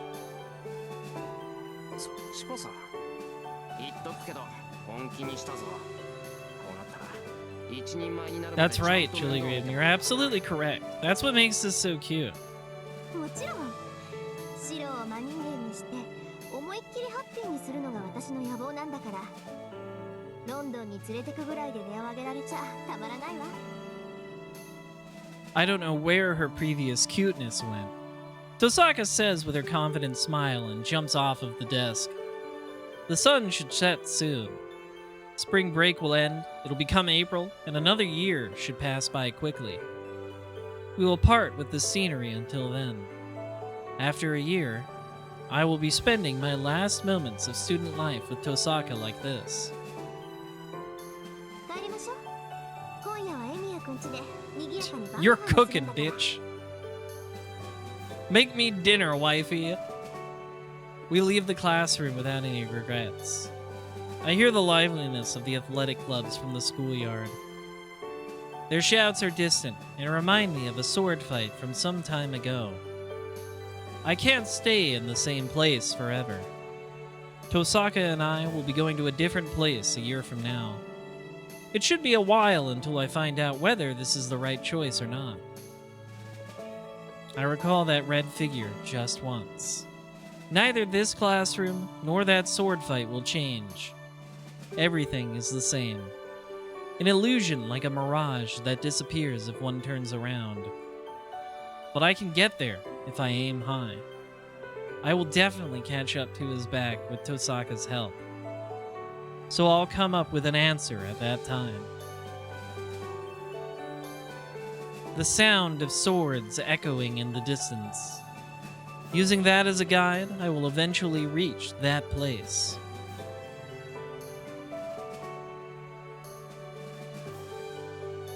Walking with the wind blowing on your face, walking towards the future. Busy days with no compass to guide you. After traveling to distant exotic countries, you will return to where you belong one sunny day. That was nice. I thought that was a very nice ending for this route. I think Shiro and Rin are a very cute little dynamic going on in that ending.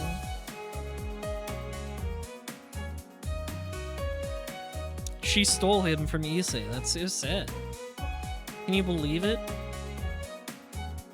Can you believe she stole Issei's boy? Fucked up. The fucked up evil thing that women will do.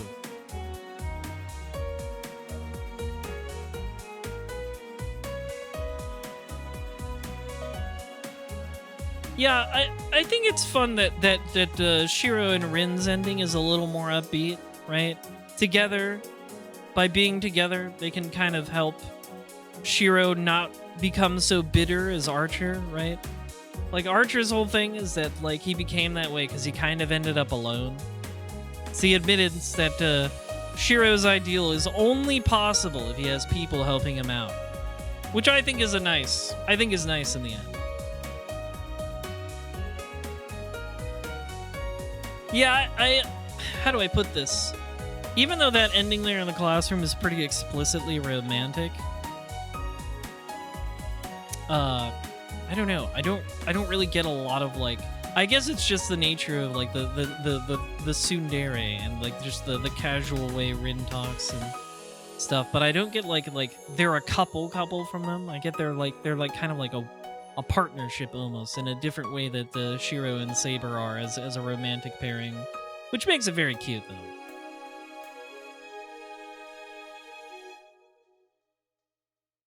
I think their ending is very sweet. And I like all the stuff with Archer, of course. Archer's pretty great. Yeah, I agree, Kendricks. Like I think I ended up liking. I was a little worried with how the stuff with Archer would turn out, but I think I ended up liking it in the end because it plays into the whole idea about the heroes and their legends and stuff that Fate brings up, right? Oh my god, my eyes. The white is just burning it. Oh geez. What did I do? Hang on. Okay, there we go. Is there anything else? Oh, answer. Interesting. Where like let me finish what I'm saying. Let me finish what I'm saying before I address this elephant. Like Fate's kind of a lot about how the heroic legends often end in tragedy, and King Arthur is certainly no exception. But that doesn't mean, it wasn't all worth it. Like, that's what Saber has to grapple with. There was never going to be a good ending for Camelot, but it was still worth it. Camelot was always destined to fall and turn to tragedy, right? But that didn't make her a bad king or a bad ruler. She still did her best, and that's kind of the conclusion she has to come to. And I like that the Unlimited Blade Works route kind of continued with that. That like, well, the same will be true of Shiro, right? It'll all, like, hero stories always end in tragedy, including the heroes that are yet to come. And I think that's interesting. Anyways. What came back to me was a distant memory. It was a sign that he should have forgotten and discarded, something that should not have returned. The sparks from swords clashing, swords pressing against each other. Dozens of premature and immature attacks and defenses are exchanged. It was all very homoerotic, the way you're describing this. The match couldn't even be called an elegant exchange of swords. It's a clumsy melee of each side denying the other. So how did this once worn-out vow get revived? It is an unbelievable fight between swords. He charges in, despite being fully wounded. His finger is broken, limbs ripped, and the boy doesn't even realize it, but his breathing has long since stopped. The speed is insignificant, and the blows he delivers are mediocre. Even though he absorbed his knowledge and reached a point where he could withstand battle, he's back to being as clumsy as he was before. He executes a haphazard, mediocre attack. However, that first blow is heavier than any of the other attacks before. There is no such thing as a hero of justice. Knowing better than anyone else that his ideals are false, he silences that thought. His distorted mind can't bear it and collapses. It's clear to the boy that his own contradictions are going to eat him up. But he shows no indication that he's going to submit. There is no sign of falsehood in him as he wields the blades while his body is torn apart and his mental state dissolves. The intensity of this conflict is incomparable to anything in the past. The boy swings his sword foolhardily. The two sides struggle. The space is filled with sparks, and anything that tries to intervene is instantly cut to pieces. It is the embodiment of the two parties' minds, which were repelling each other, yet melding together. A decisive blow is struck. It is simply the final spark and ember emitted by a person in their last moments. The boy gasps and nearly falls over with each blow, then steps back and swings his sword again. Seeing that, he is convinced. His enemy doesn't have any strength left. The boy in front of him is on the verge of death, corpse-like. And yet why does the boy continue to wield the sword as if he has infinite strength? He briefly sees a vision. He must have gotten tired of seeing his opponent swing his sword despite knowing that it was pointless. Irritation, the most abhorrent impulses well up within him. What did he feel was beautiful and noble? The boy says he doesn't want to see people die meaninglessly. If it's possible, is there a way to save everybody who is suffering? Of course not. He knows a wish like that is meaningless hypocrisy. The idea that others are more important than oneself is not something that should ever cross one's mind. However, how wonderful would it be to be able to live like that? How great would it be to hold such an ideal like that? He can't hear what his enemy is saying. His enemy's voice is so weak, yet the sword he wields is fierce. Looking closer, the boy's hands gripping the sword have melded with the hilt. He must have done it to secure the sword, but by doing that, he will directly feel the impact from the sword. The boy is covered with blood, and if he retreats even a step back, he will fall forward as a corpse. Every attack the boy executes must be equivalent to agony in hell. The boy's voice is inaudible. The boy who is on the brink of death frantically goes up against the obstacle before him. The man does not need to be told what drives the boy to continue moving. It's a bad dream. The man is shown a reflection of his past. The boy continues to swing with his shredded arm. The only thing that can be heard is a strained yell. There were people that could not be saved, and he himself could not be saved. He saw the memories fade away meaninglessly and unjustifiably, and he vowed that he would never let that happen again. There is only one thing that comes to mind. What he believes. What he believed. An ideal he once swore to never let anyone else have. Even now, he swore he would not let anyone take it away from him. And then, the man realizes that there is no end to this repeating conflict. This enemy will not stop. The enemy will not stop on his own. The boy strikes with all his might, but his efforts do not grab the man's attention. The boy is trying to cut down himself. He is the one who is doing the obstructing. The enemy is wielding his sword for what he believes in, for the sake of what he can continue to believe in.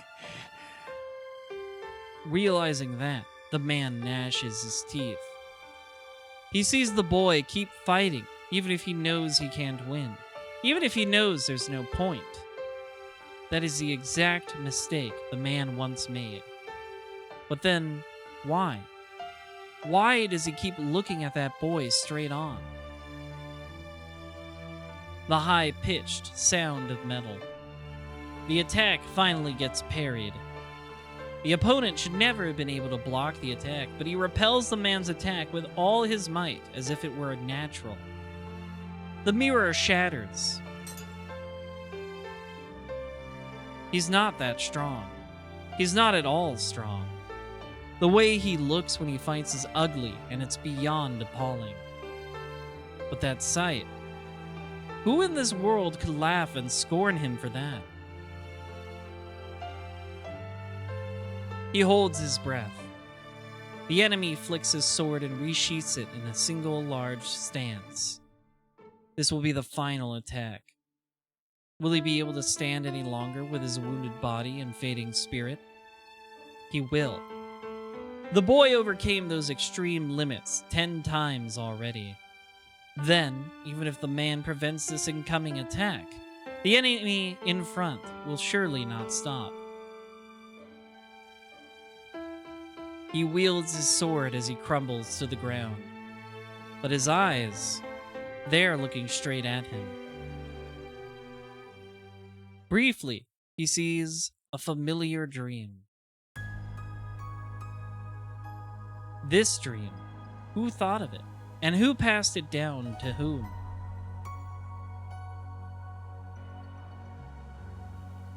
The boy's voice finally reaches his empty heart. A single scene comes into sight.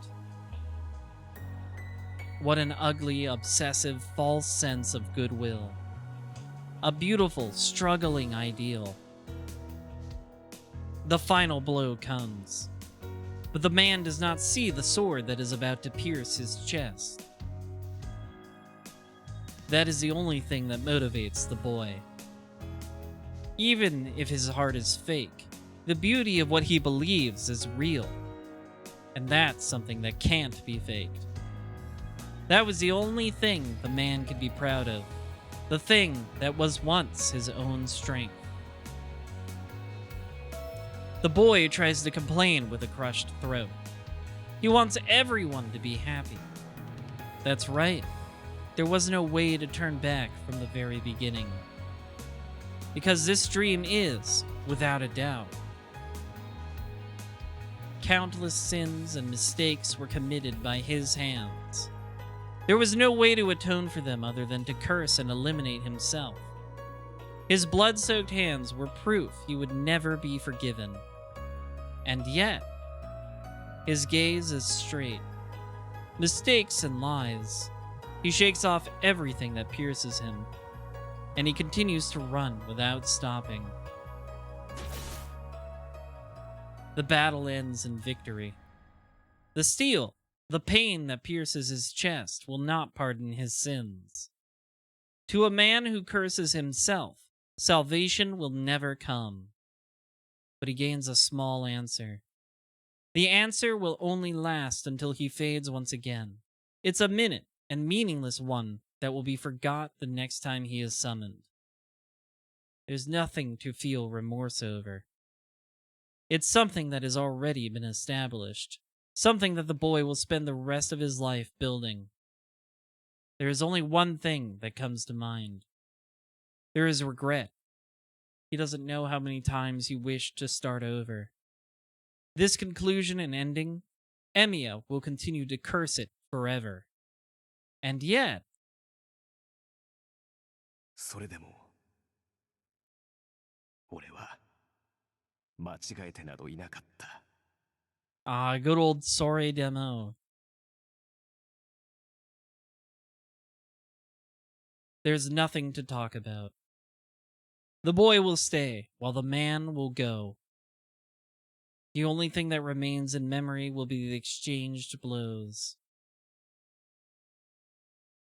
The path stretches into the distance. Relying on distant echoing sounds, the boy heads for the wilderness.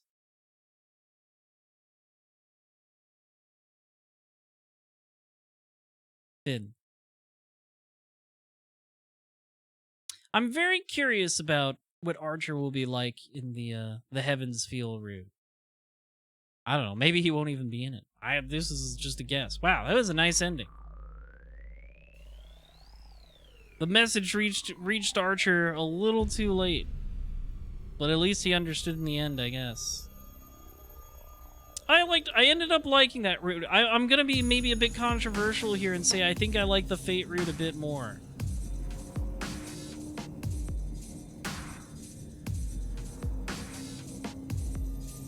Yeah, that makes sense to me, Kendricks. Oh, no, I don't need to see that again. I've already seen the OP, the epic UFO table OP, it's fine.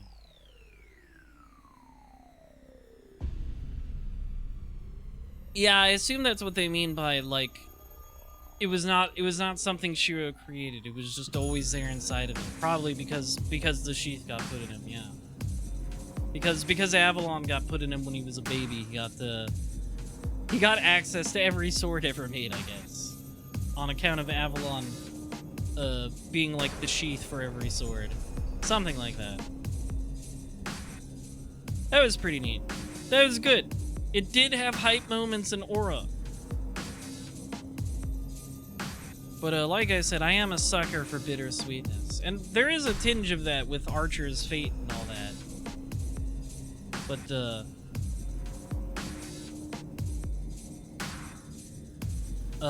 I think I liked Fate's ending a little more because of that strong tinge of bittersweetness with Saber's ultimate end. I'm excited to see what Heaven's Feel is like, because it's such a mystery to me. I feel like I knew so much about Fate and Unlimited Blade Works just because of cultural osmosis. I feel like Heaven's Feel is the big mystery here. So I'm excited to see what that's like. I'm interested in this. But that was good. I liked it. I still liked it. I know I'm being critical, a tad critical here, but I did like it overall.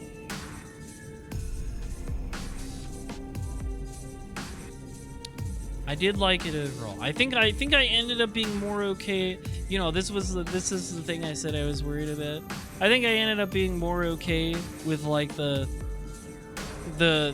like Shiro like doesn't have to rely on other people so much and pulls a million swords out of his ass to just win thing, because like he didn't kill Gilgamesh directly, and two, he did end up having help in the end from Archer and the likes, and like kind of the thesis at the end with his relationship with Rin is that the best way, if he really wants to hold on to these ideals, the best way for him to not repeat Archer's mistakes is to have people along the way supporting him rather than trying to be a lone wolf. So I think it worked out okay. And it managed to dodge some of my early criticisms there.